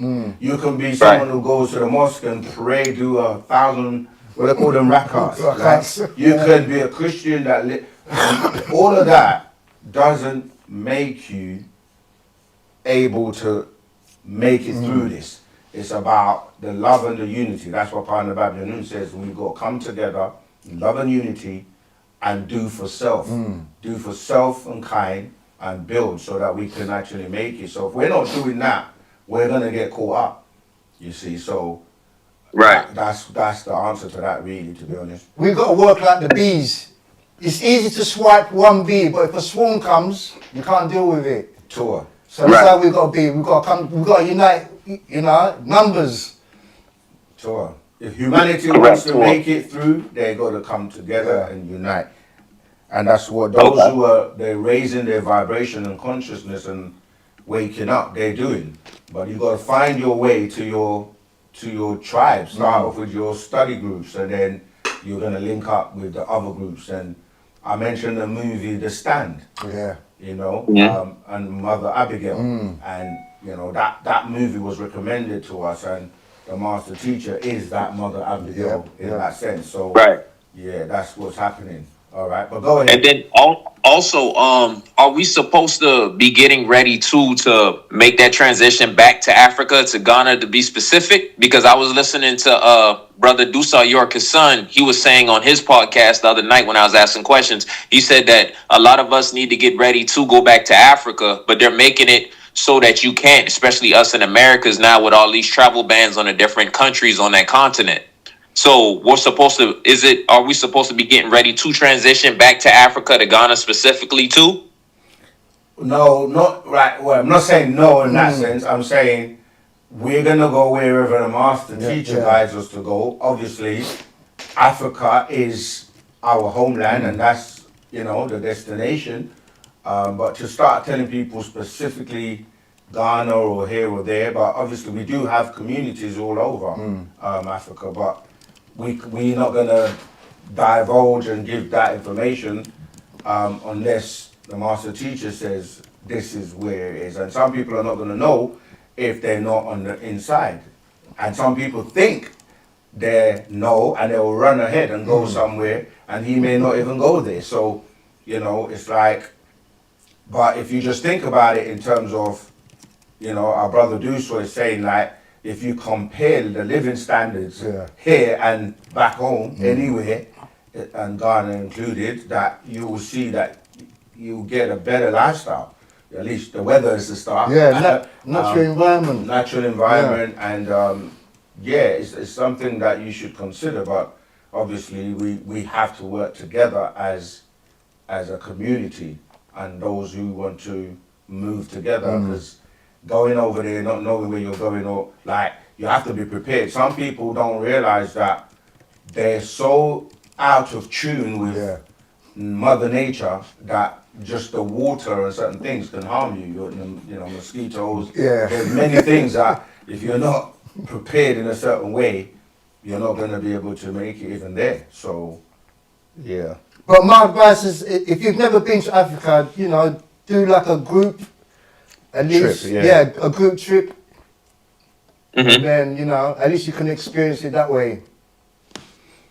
All right. Okay. And then last question. With the Sands people in South Africa, those were the first ones when the 12 elders came down and seeded the waters through the dolphins that came onto land. That's correct? No. That's the Pataites. But the Sands people are like the descendants of them, or in the modern, if we were to look at like the modern day traits that everybody has on the planet, comes from them. But you look at them and then compare them to the Pataites, they're literally the same kind of people. I was asking because when I do research and I'm looking at the tribe and stuff, they're still traditional with the tribal traditions and how they act and everything. It's still primitive, cultural, native. And then I was comparing it to us. Is the difference with us is because of all the different mixings of the extraterrestrials coming down here and interbreeding, and us interbreeding amongst each other? That's what's separating us or making us different from them now. And the fact that we're not united in the community and speaking our language. Because if you look at like the Chinese, a lot of them look the same, and they start to. And that's what happens when we come together and speak our language. We will start to become one. You see, that's the part, is the divisions. and the divisions have been caused by like the religions and the denominations and, like you say, society and so many different things that try to keep us apart. So every time we do come together, like have our own land, you know, whether it's time of rain or what's that one, the famous Wakanda? No, the land where Black Wall Street. That's it, right. So whenever you do that, they have to disperse us and make sure that we're not able to gather together. So that's what happens. So we have to continuously work hard to, come together. The hardest thing is getting us folks to come together. Regardless, to come work together. That's the hardest thing. Every other race seems to be able to do it, apart from us. And we've got to stop saying that. That enslavement played a big role on it, and that white magic that was casted on us played a big role on it.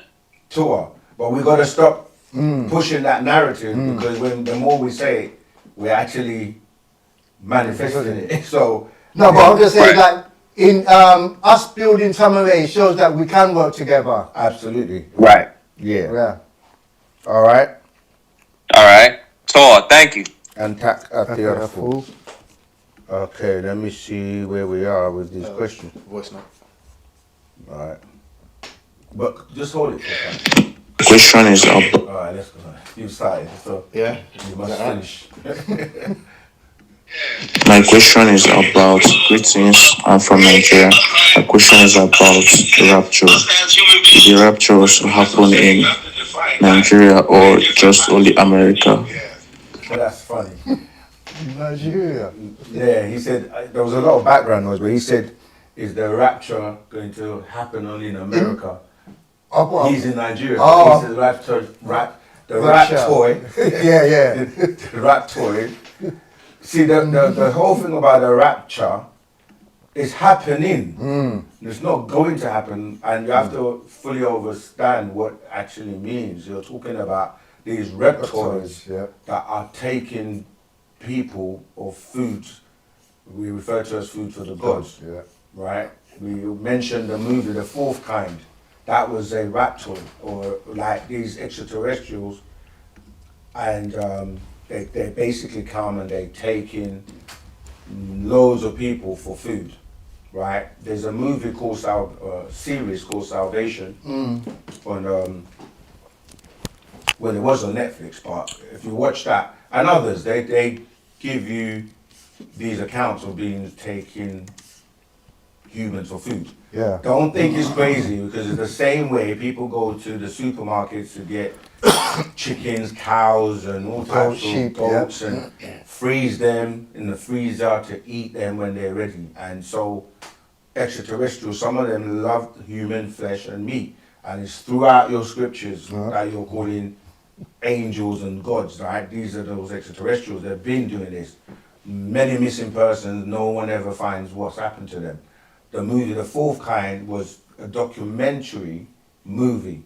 So it was actual real life incident that took place in Alaska, Nome, Alaska, where it's in darkness for 6 months out of the year.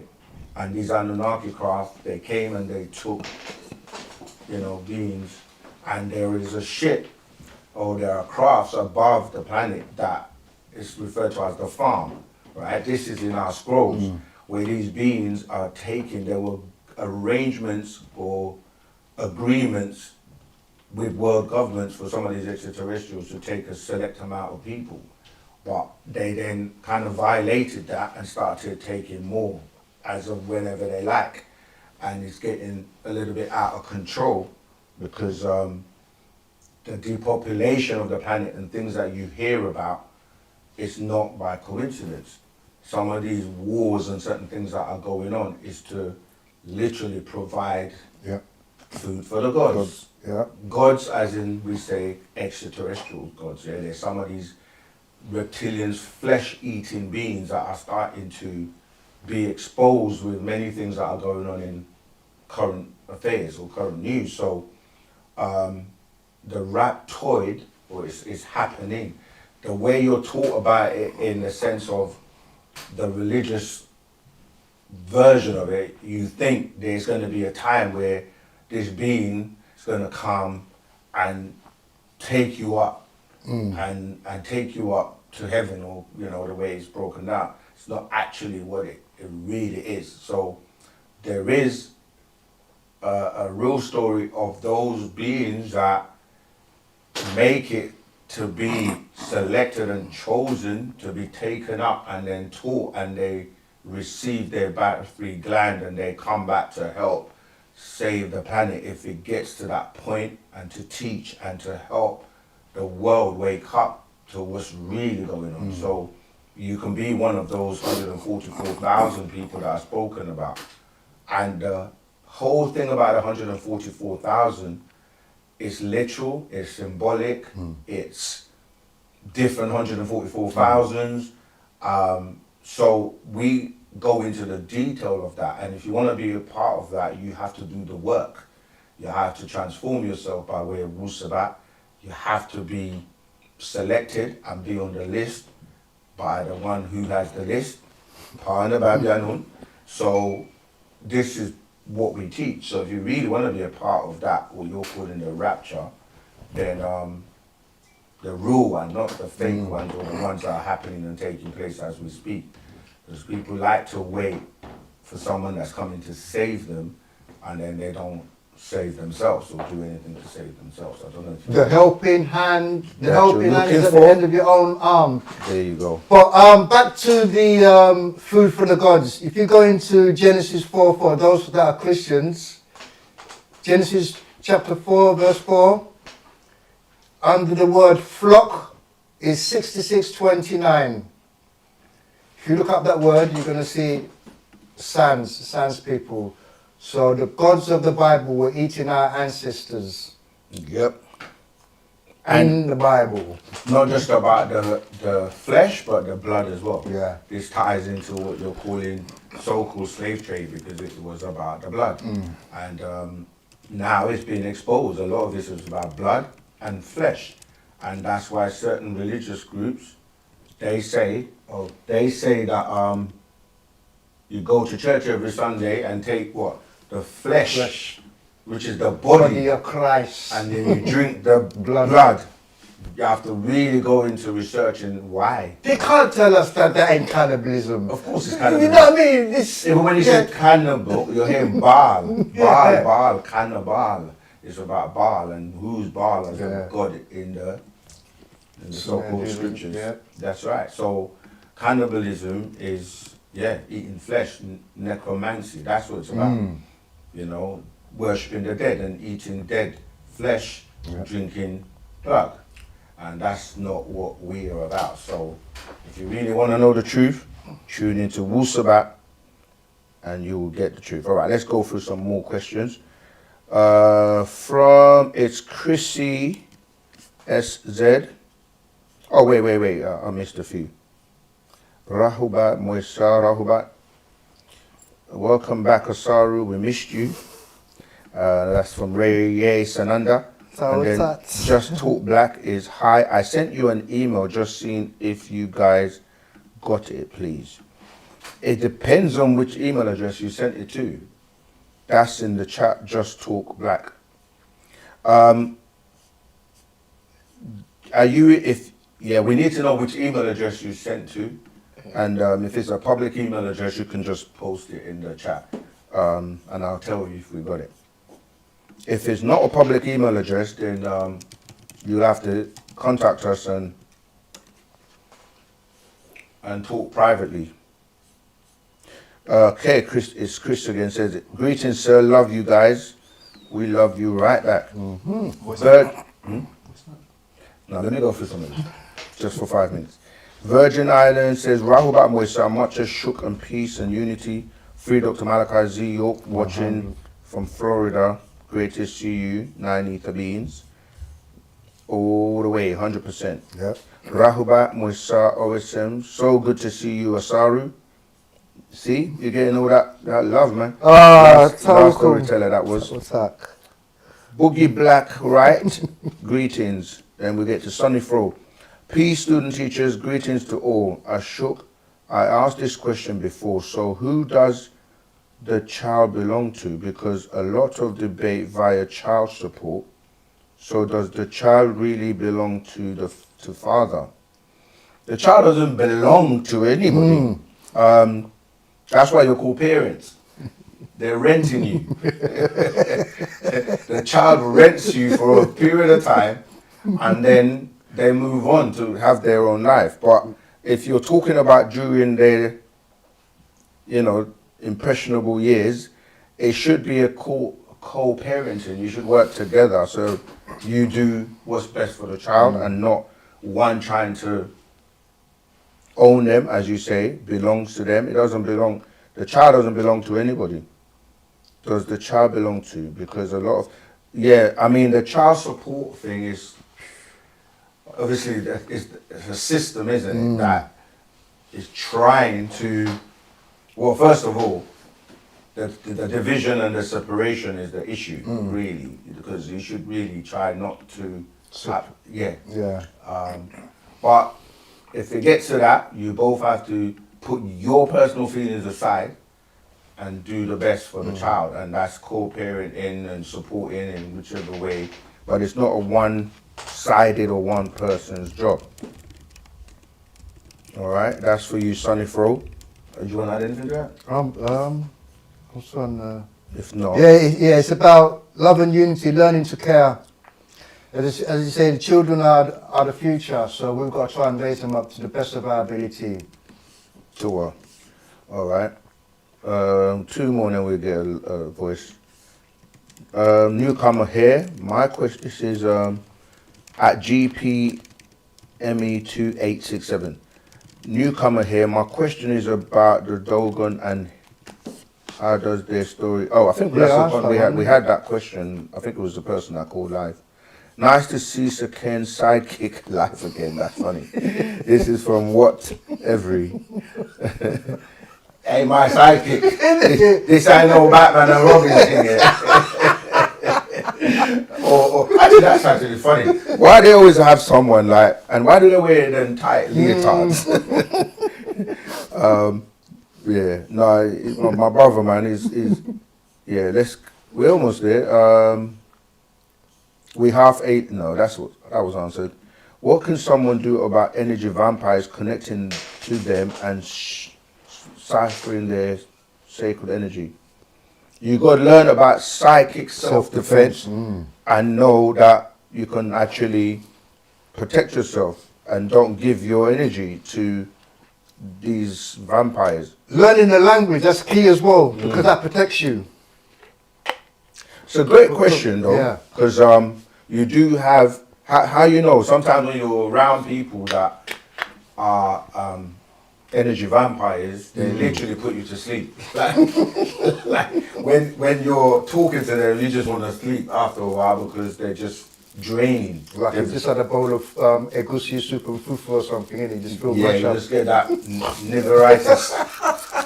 It's like, it's not uplifting. The conversations, they just go around in circles. They're just talking about low vibrational stuff, like, so you will know after a while, and once you've decided that, then you have something called block on your phone. Block them and don't feed them, like, Don't entertain that negative energy, man. That's right. You always know when you speak to someone and it's like, you're in a conversation and it's high vibration, you're talking about positive things, building, you're going to do this, do that. And then you speak to someone else and they just want to talk about, like, what we're eating today. Not saying what we're eating is important, but like, all they do is eat, sleep, and repeat. You got to do more than that in life, man. I hope you're getting the code of my word today. Okay, let's keep going. Rahobat, Florida.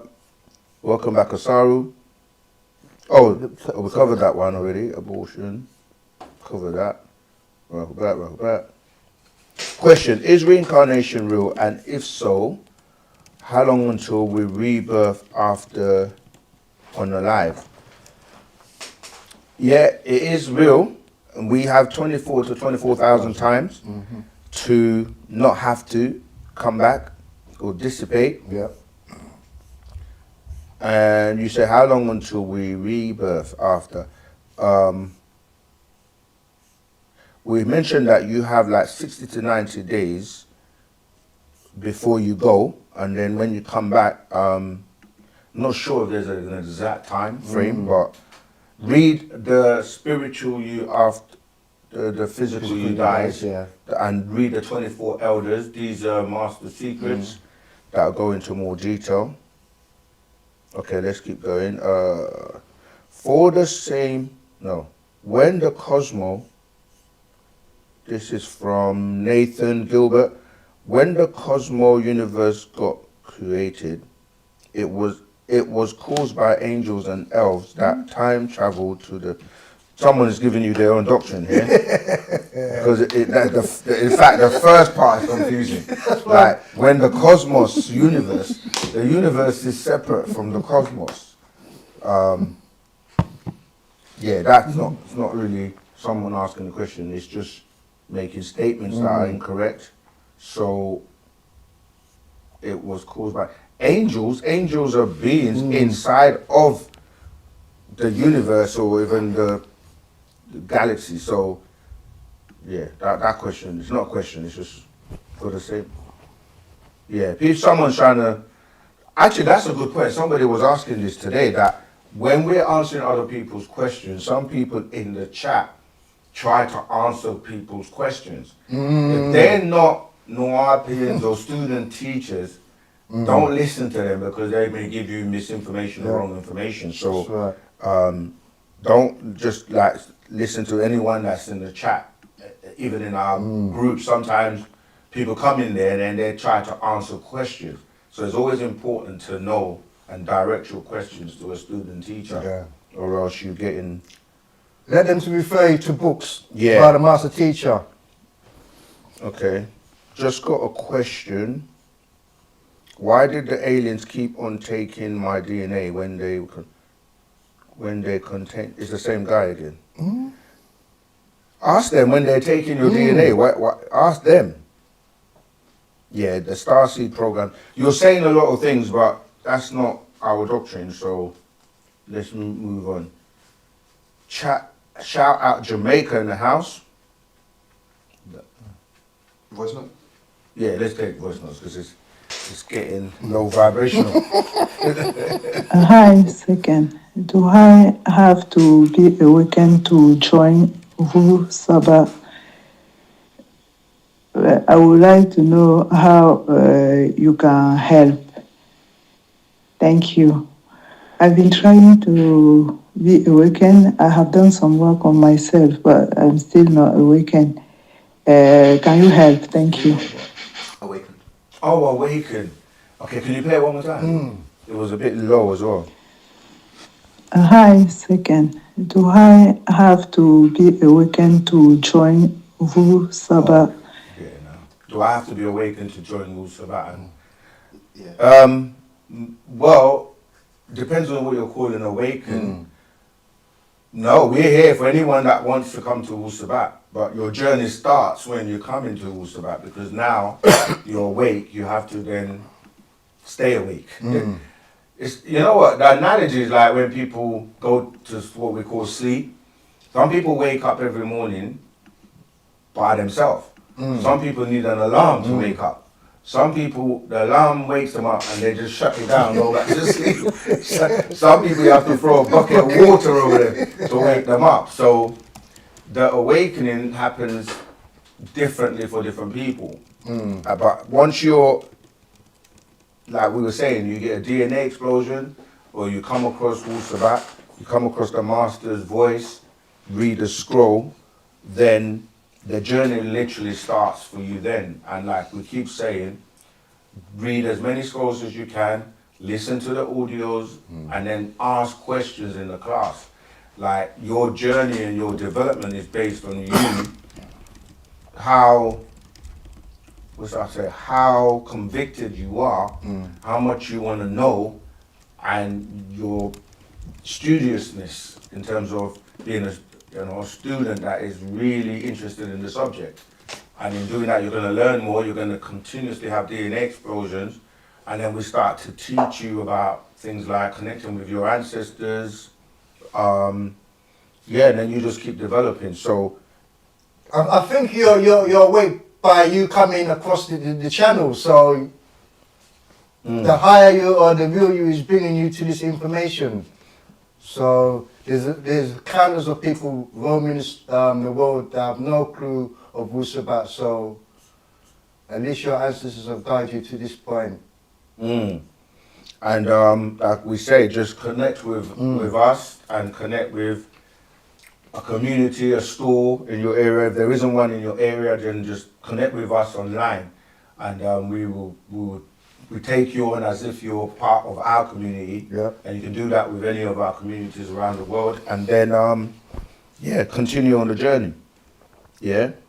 Okay, Musa, what are our 9 chakras called individually? Well, individually, they tie into your glands. Like, we talk about the pineal gland, the pituitary gland, the thyroid gland, Heart, your heart, navel, solar plexus. I don't know if we've covered the 9. The 2 that you're adding to the 7 are above your head. The master teacher hasn't really expounded and given us a lot of information on those, but he showed us as he does that he can always give us new information, whereas most people knew about the 7. There were 9 for Nagaru because we're 9 ether beings. That's right. So that's why nobody else was able to teach us about the other 2.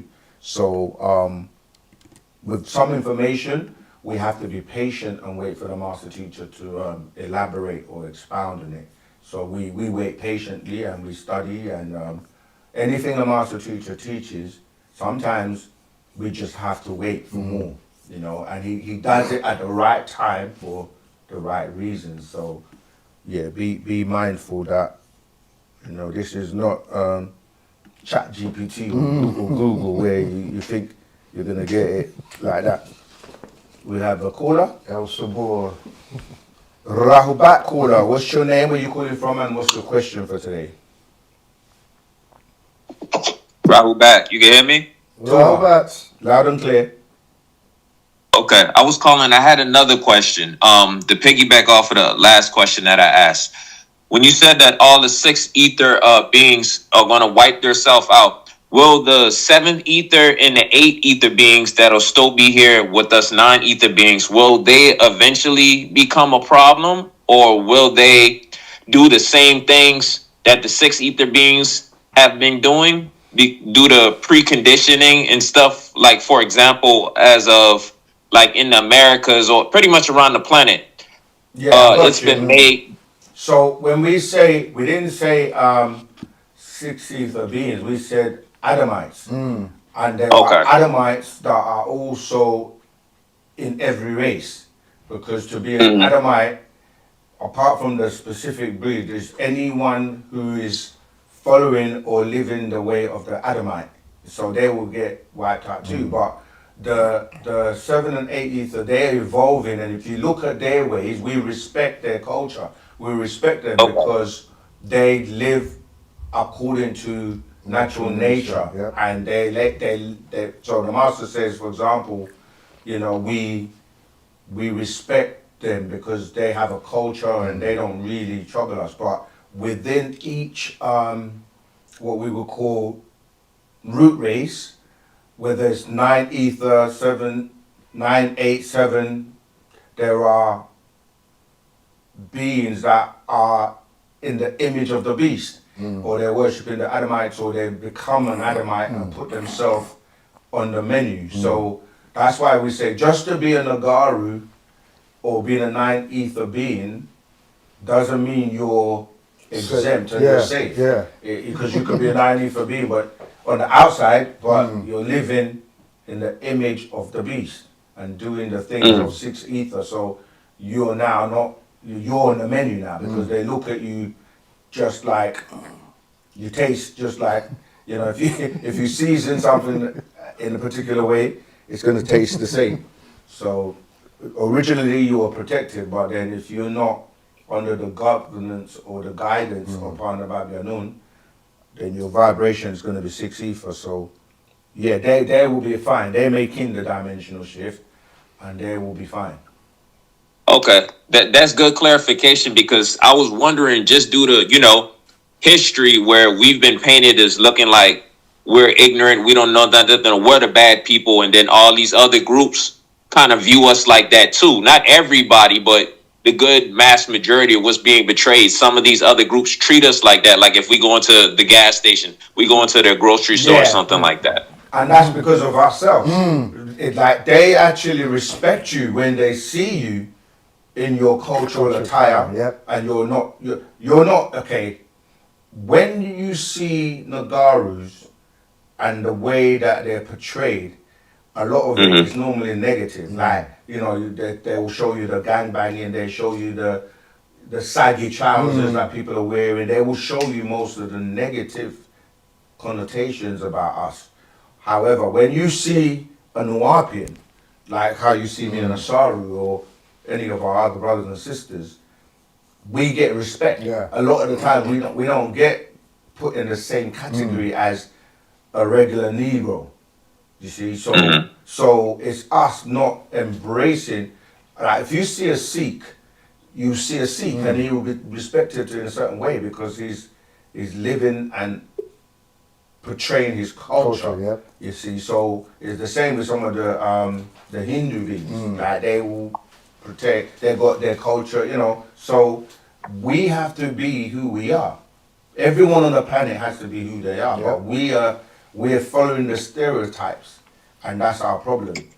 Some people feel awkward, like representing wearing a dashiki or something. It's like they'll wear it to go and watch Black Panther and then take it off. What happened to all the Wakanda and everyone going to the cinema just because I'm proud, man. Yeah, it's like, come on, be for real, like. So that's what it is. We have to embrace Wu-Sabat, represent our culture, and when you are on Wu-Sabat, you behave and act a certain way. You have a certain type of calmness, energy, a shook.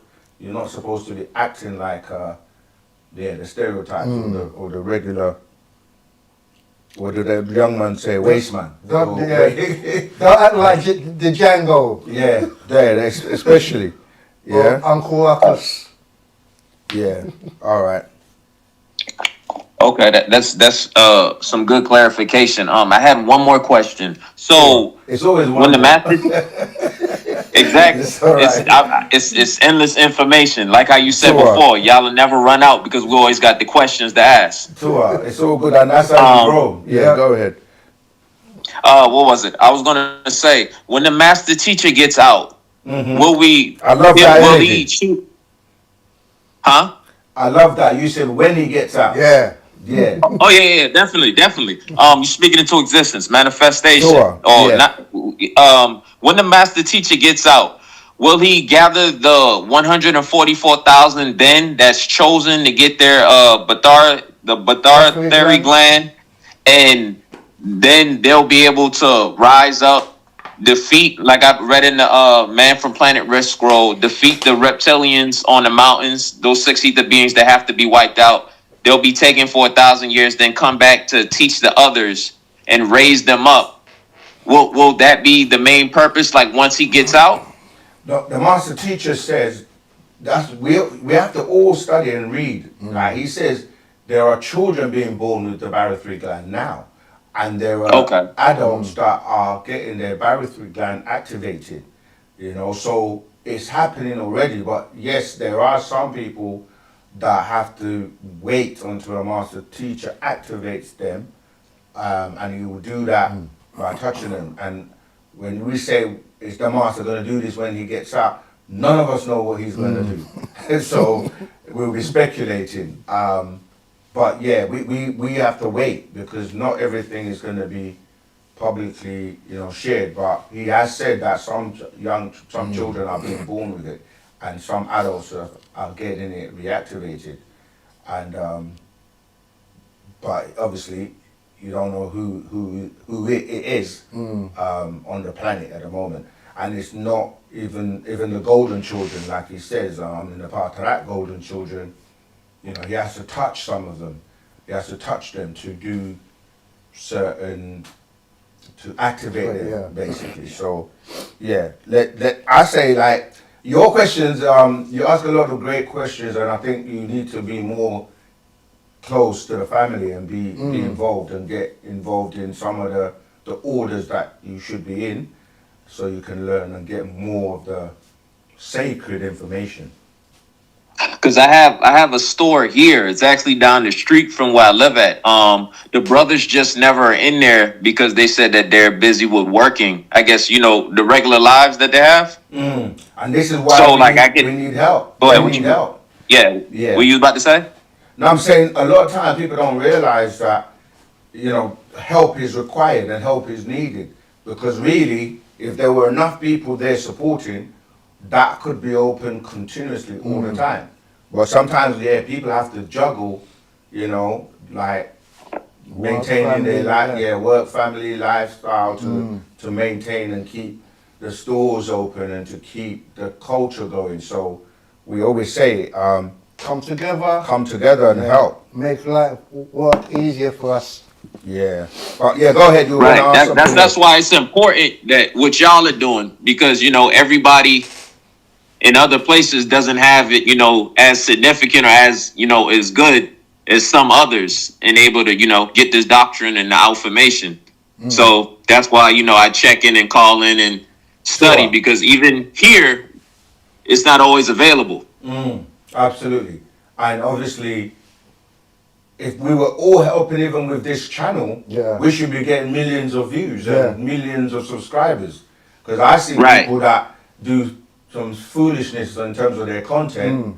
How many hot dogs I can eat in a minute, a million hot dogs, or something ridiculous, right? And they're getting millions of views. So obviously, but you also know that too. The same beings that we're talking about are in the ones that's controlling the company and the different channels that's causing them to get all those views and subscribers. Absolutely. But we got to push that's the reason why. Yeah, we got to also push 9 but you're right. They're definitely, the algorithms are not, they're not sincere. Some of them are definitely not sincere because, you know, like you say, you see some content that is getting the views, but it's also organic. Like we grow organically. Like some people just right. So that's always gonna be better. Something natural. Tour. All right. Did you have another question? Or is that it? There was one more question. It left as soon as we had started talking about that. But okay. It left. Oh no, I was gonna say, if we do everything that we're supposed to do, the master teacher gets out, we'll all raise our consciousness and our vibrations to where it needs to be, and we're living in a shook.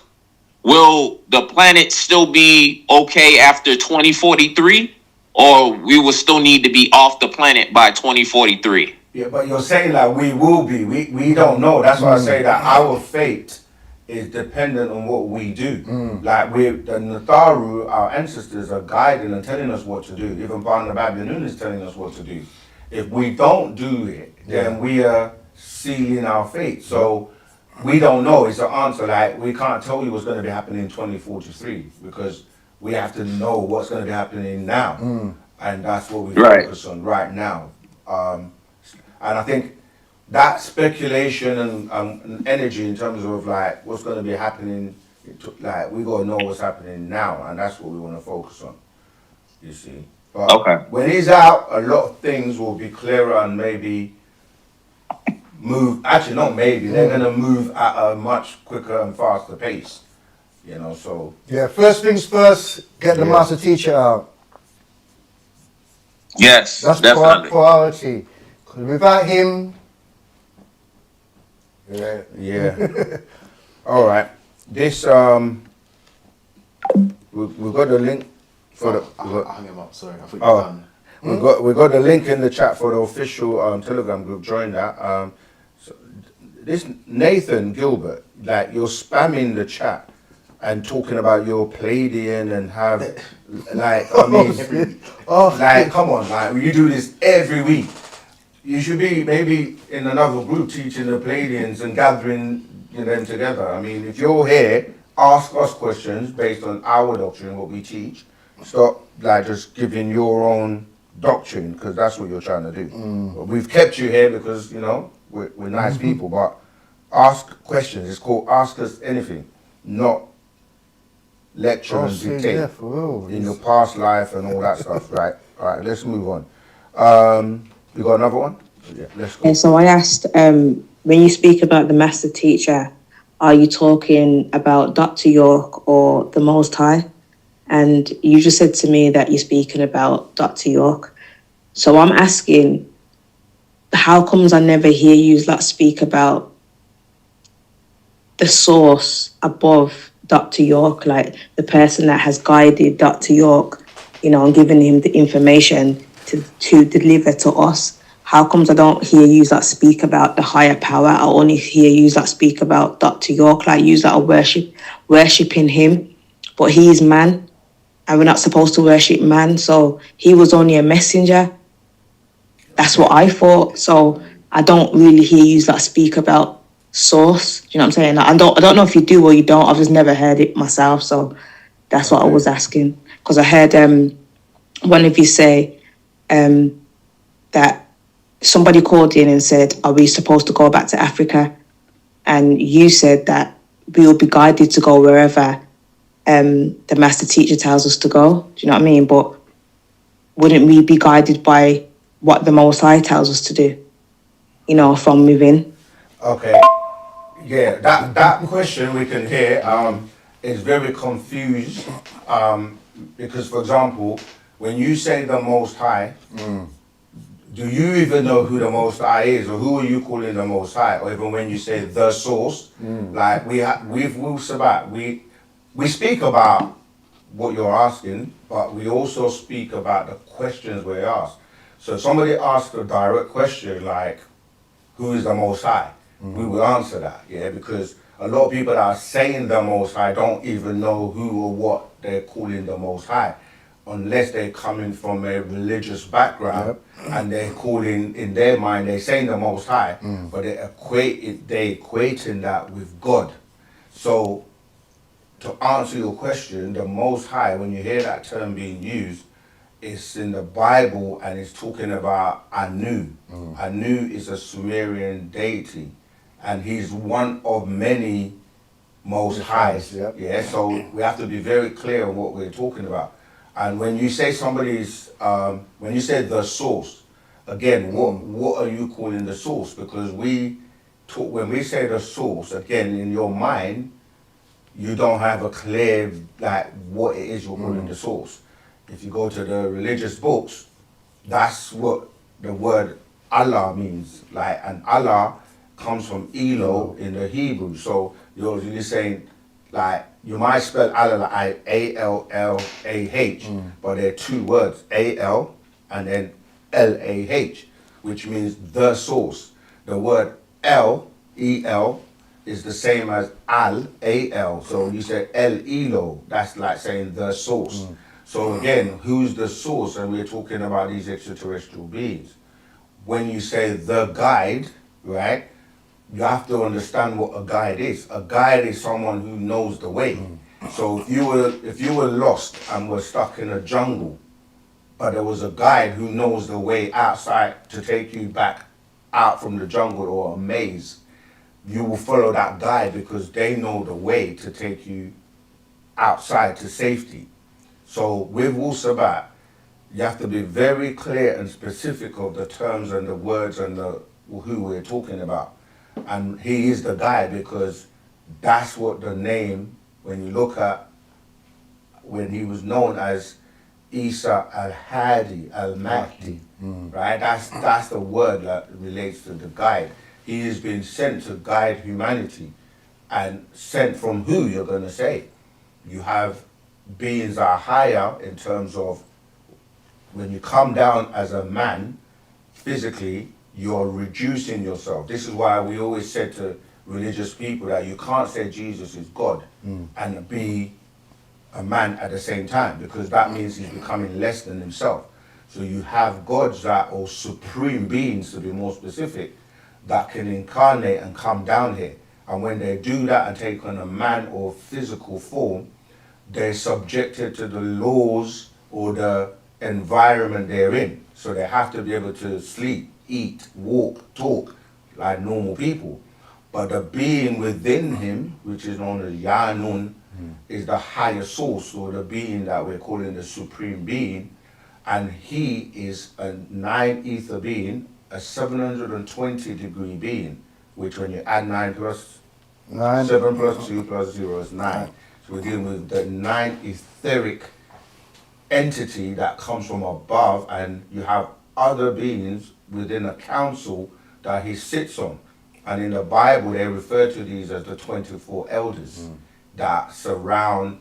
Obviously, they're talking about it from a religious sense, because the biblical stories, the Quranic stories, are taken from our ancient Egyptian stories. Right. So they've misinterpreted many things, or the ancient Sumerian stories that have been copied from the ancient, what you call Egyptian stories, or we say Tamarian, or we go back to the culture of Wu-Sabat. So you said a lot of things in your question, but it was almost like, yeah, because you're mixing everything up, it's not that we don't talk about it. You got to ask question and ask the question clearly, then we can address it. I don't know if you want to add. Yeah, and about worshipping or following a man, we give respects and reverence to Dr. Malachi Ezekiel, just like how you give respect and reverence to your mother, your ancestors. We don't follow, we're students, and he's always said, don't believe me, check it out, do your own research. In that way, you know as an individual, it's not based upon a belief. And you know what's funny about that as well, yeah, I have to touch on this. When people follow like, or worship, or whatever term you want to use, Jesus Christ, or Buddha, or the Dalai Lama, or Confucius, whoever other race look to as a god, no one says anything. But when we say Dr. York, the being that's here with us, is a god, people have a problem, or they want to say something. But you can follow and worship any other race's deity, and it's like everyone will be like, oh cool, they, you know, Hindus, they follow that, Chinese, they follow that, you know, come on, like, so we also have that, especially when we were here first, and everyone else comes from us. So yeah, this is where the programming has to be, you know, broken. But do you have another one? From the same person. Okay, go on. Okay, I'm talking about the most high, the highest of the highest of the highest of the highest. You know what I'm trying to say? Like the highest of the highest. Like I'm only saying source because I don't know what you that called it. You know what I'm saying? Or other people call it different things, but I'm on about the most high, the highest of the highest of the highest of the highest. Vibration, like frequency. You get me? Like, you know, the one that lives within us, the most high. Do you know what I'm trying to say? Like, I'm not on about Allah, Jesus. You know what I'm saying? I'm not on about that. I'm just on about like the most high lives within us. Like that's where we get our inner wisdom, knowledge. You know what I'm trying to say? Guidance and all these things. It doesn't just come from Dr. York. Do you know what I'm saying? So I was just asking. Like, I don't hear you speak about. Yeah, but what like, we're saying, you know what I'm trying to say? Like the highest of the highest power that has gave Dr. York the knowledge. I just hear you that speak about Dr. York, if that makes sense. I'm still learning. I'm only 36, you know what I'm saying? So it's just a question I'm asking. Okay, I think that I know the sister. She did she commented on one of our videos. I think her content is good. I see her on if it's the same person, because I recognize the accent and the tone. What we say to you, sis, we know you're still learning. We're all learning, right? But what we're saying is, when you say the highest of the highest of the highest of the highest, and you can say that 1,000 times, we're still going to ask you, who are you talking about? Now I'm doing the accent now. Like, who are you talking about? Because we're saying that comes from somewhere, and in the Bible and the religious books is where people get this concept of a most high. And we're saying that we know the real people that you're talking about. So we're telling you that in order to have someone be the highest, that's a title. Yeah, it's like saying the fastest runner or the most knowledgeable person. And if we ask who is that right now on the planet, who's able to answer all your questions and tell you what you need to know and guide you and tell you what to do and what not to do. There's no one else on the planet right now. I'm not saying knowledge, different people can give you knowledge, but we're saying that no one is in the class of this being. He's more than just the physical man that you're looking at as Dr. York. That you have to learn about the being known as Yanun or Parnabab Yanun. Okay, that would be the closest to what you're calling the most high or the highest. Because you're not really having a name, or like if I said to you, who's your mum or your father, you will see them and know who they are in your mind's eye. But when you use terms like the most high or God or whatever, I know you said you weren't saying Allah or God or whatever, but you don't see anyone in your head because that's not a reality in the way you're thinking it is. You see, so I can't remember, there was other parts of the question. I was just going to add the highest of the highest of the highest is a part or exists within Pa'uts. That's a good point, because that's what I'm saying. Like, for us to go to things like Pa'ut, you're going to then want to ask us, well, what is that? And then we have to explain that. But the journey that you're on will lead you to become a part of all, or the all expanding. But that's why it's important to read the doctrine, read the books, read what the master teaches on those types of questions that are going beyond people, places and things, or what you know as a physical world, because we go into the etheric world at that point. And that's where, you know, you have to study. No one else is going to take you and talk about those levels other than Wu-Sabat. That's where, I guess, you know, you have to do that study if you really want to know. But to answer your question, we refer to that as the all expanding. All right, we're all a part of the all expanding. All right, but yeah, let's move on. This is the last voice note. Okay, let's get it. Let's get it. And then Hello, hi. I'm seeking guidance on tracing my spiritual heritage and understanding the concept of reincarnation. Is there like a roots reading or similar practice that can help me connect with my ancestral lineage? I'm also curious about spiritual implications of incarnation and how it affects the soul journey. Are there multiple levels of the spiritual realm, and how do we progress based on the lessons that we learn in each lifetime? And also, how does it play out with the children? When the child chooses the parent, what is the lesson involved?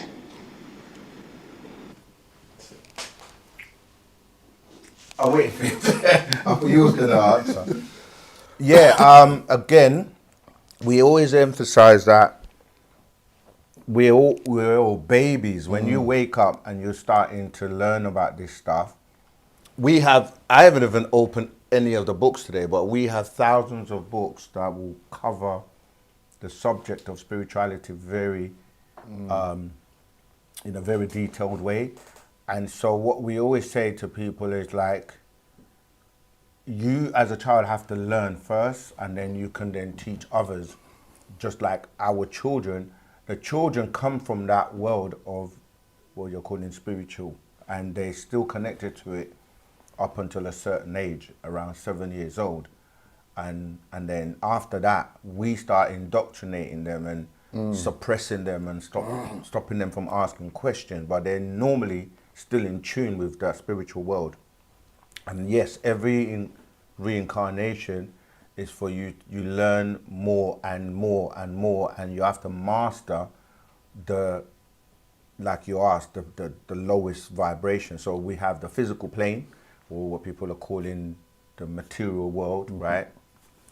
And then you have they're like you say, they're actually different levels of vibration of each realm. Then you have like what you'd call the spiritual realm. Then you'll have what you call the soul realm. Then you have what you call the mental realm. And then you go on to the etheric realms. And when we say 9 to the 9 power of 9, it's because we're saying each one of these has a level of vibration or variation. And yes, you have to first master the physical world. That's why you're here. And then you move up in every, as you say, the reincarnations, and you're able to then learn and master the next. But the thing is that you have up to 24,000 cycles or chances to do that. And if you don't, then you don't continue to evolve and learn and grow and experience the higher realms. Yeah, dissipate. Yeah, you just dissipate, meaning that you're still energy, because energy cannot be destroyed, but it's contained and cannot continue to experience different existence, different types of existence. Was anything it's about getting ourselves back into that supreme state of existence when we were supreme beings. Okay. Okay, that was the last voice message, so let's go to respect to you both. This is from Shifu Brown. Respect to you both. Question, when do you get to actually talk to the master, and how is this communication done while he is locked up? We get communications in various ways. He gets visits regularly, weekly. He has ability to communicate in different ways. Can't go into them specifically. He can communicate with you, come in your dreams. He can, there are many different ways he communicates. And he's not locked, okay, the physical body is locked up, but the spiritual being is not restricted at all. So if you're able to travel, as in astral project or remote viewing, or you can also meet him and speak with him if he allows it or opens the door. We actually have in the scrolls, we normally have, see if I can find it, there is a way that is explained to you how to communicate with him. But yeah, there are different levels. So there's the spiritual and there's the physical. And on the physical, actual people visit, get phone calls and other means of communication. So that's how. And he writes letters and so forth. So I hope that's answering your question. How is this communication done while he's locked up? Reye Sananda, she sounds like she's from my hometown. Okay, I think he's talking about the sister. But I understand what the sister is saying. Who is the person or being that gives master teacher his knowledge? Simple question. All right, that's from Paulette. Let me answer that question. I've answered it many times. When you sit on this planet, no matter who you are, and you're getting knowledge, if we ask you the same question, like where do you get the knowledge from, right? You're gonna say you read books, you watch television, you get it from the internet, maybe from your friends and family and parents. So everybody on the, even the Bible, the Quran, and all the information on the planet comes from somewhere. And people, scholars, you might say they're doctors and lawyers, philosophers, whatever, they have to study. What we're telling you is that the master teacher has studied everything on the planet. In fact, he wrote most of the information on the planet as the being known as Tahuti. Yeah, the scribe, the ancient being in ancient Egypt. So when people are saying, where is he getting the information from? It's like, where does anybody get their information from? Where did Jesus get his information from? Where did Muhammad get his information from? Like, you guys turn this into something like spooky. We're just saying that he's the most knowledgeable person on the planet. And he's getting the information from the same place everybody else has got it from, in terms of he's read all the Sumerian scrolls, he's read all the Egyptian, he's read the hieroglyphics, he's a linguist, he speaks more than 19 languages. He is the being with the source of the information on the planet.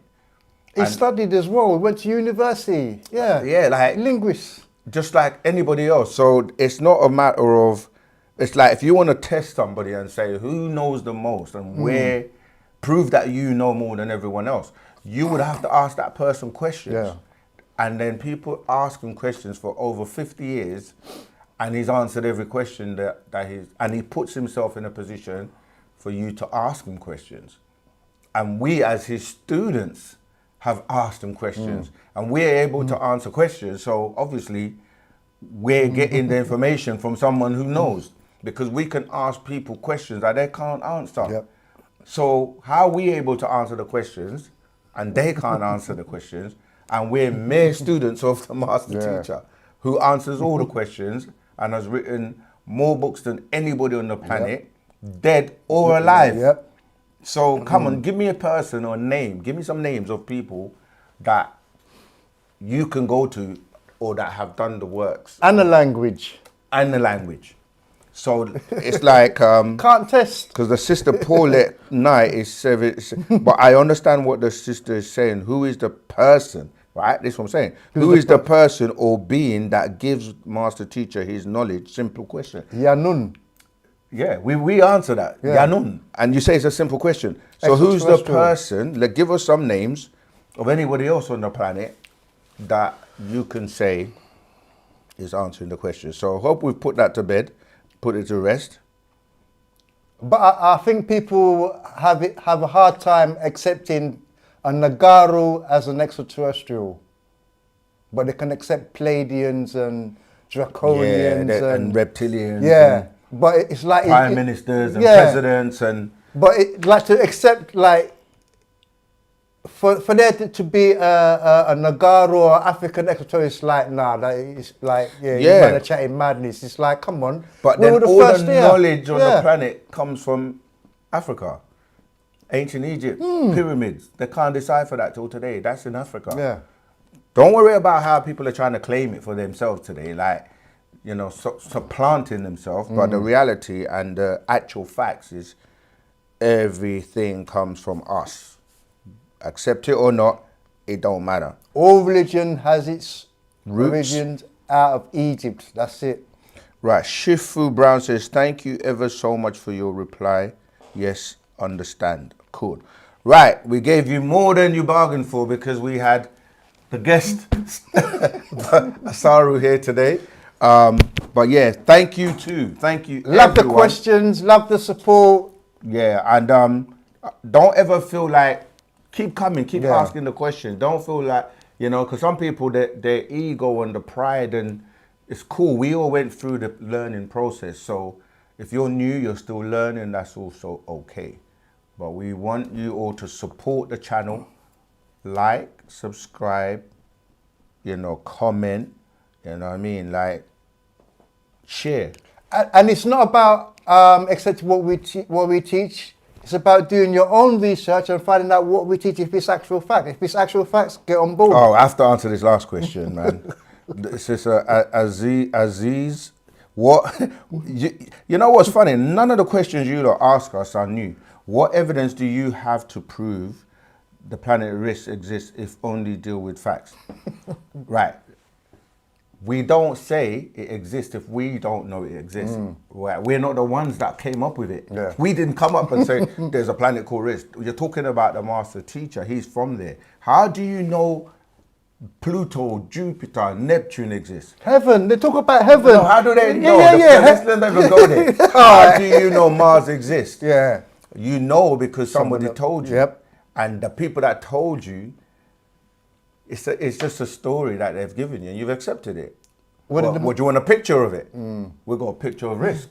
So if you got, it's like, come on, like, put the same standards you put to us to everyone else. So I'm going to leave it there. We know because the master's from there and he told us, he's given us all the details. But this is the point. If we have never experienced or seen it or been there, we cannot actually claim that we know. So we only talk about the facts based on what we know and what, you know what I mean, we've been taught. But we know the master teacher has not been wrong in anything he's taught us. So, but he actually did tell us about, this is to answer how we know. He mentioned risk having a tri-solar system, 3 suns, yeah? And nobody else on the planet was saying that at the time. But with technology and with time and with people looking at the different star systems, they've confirmed now that they are tri-solar systems. Coincident? No. So anyway, until next week, same time, same place, on all the platforms, Instagram, Facebook, Twitter, YouTube. Yep.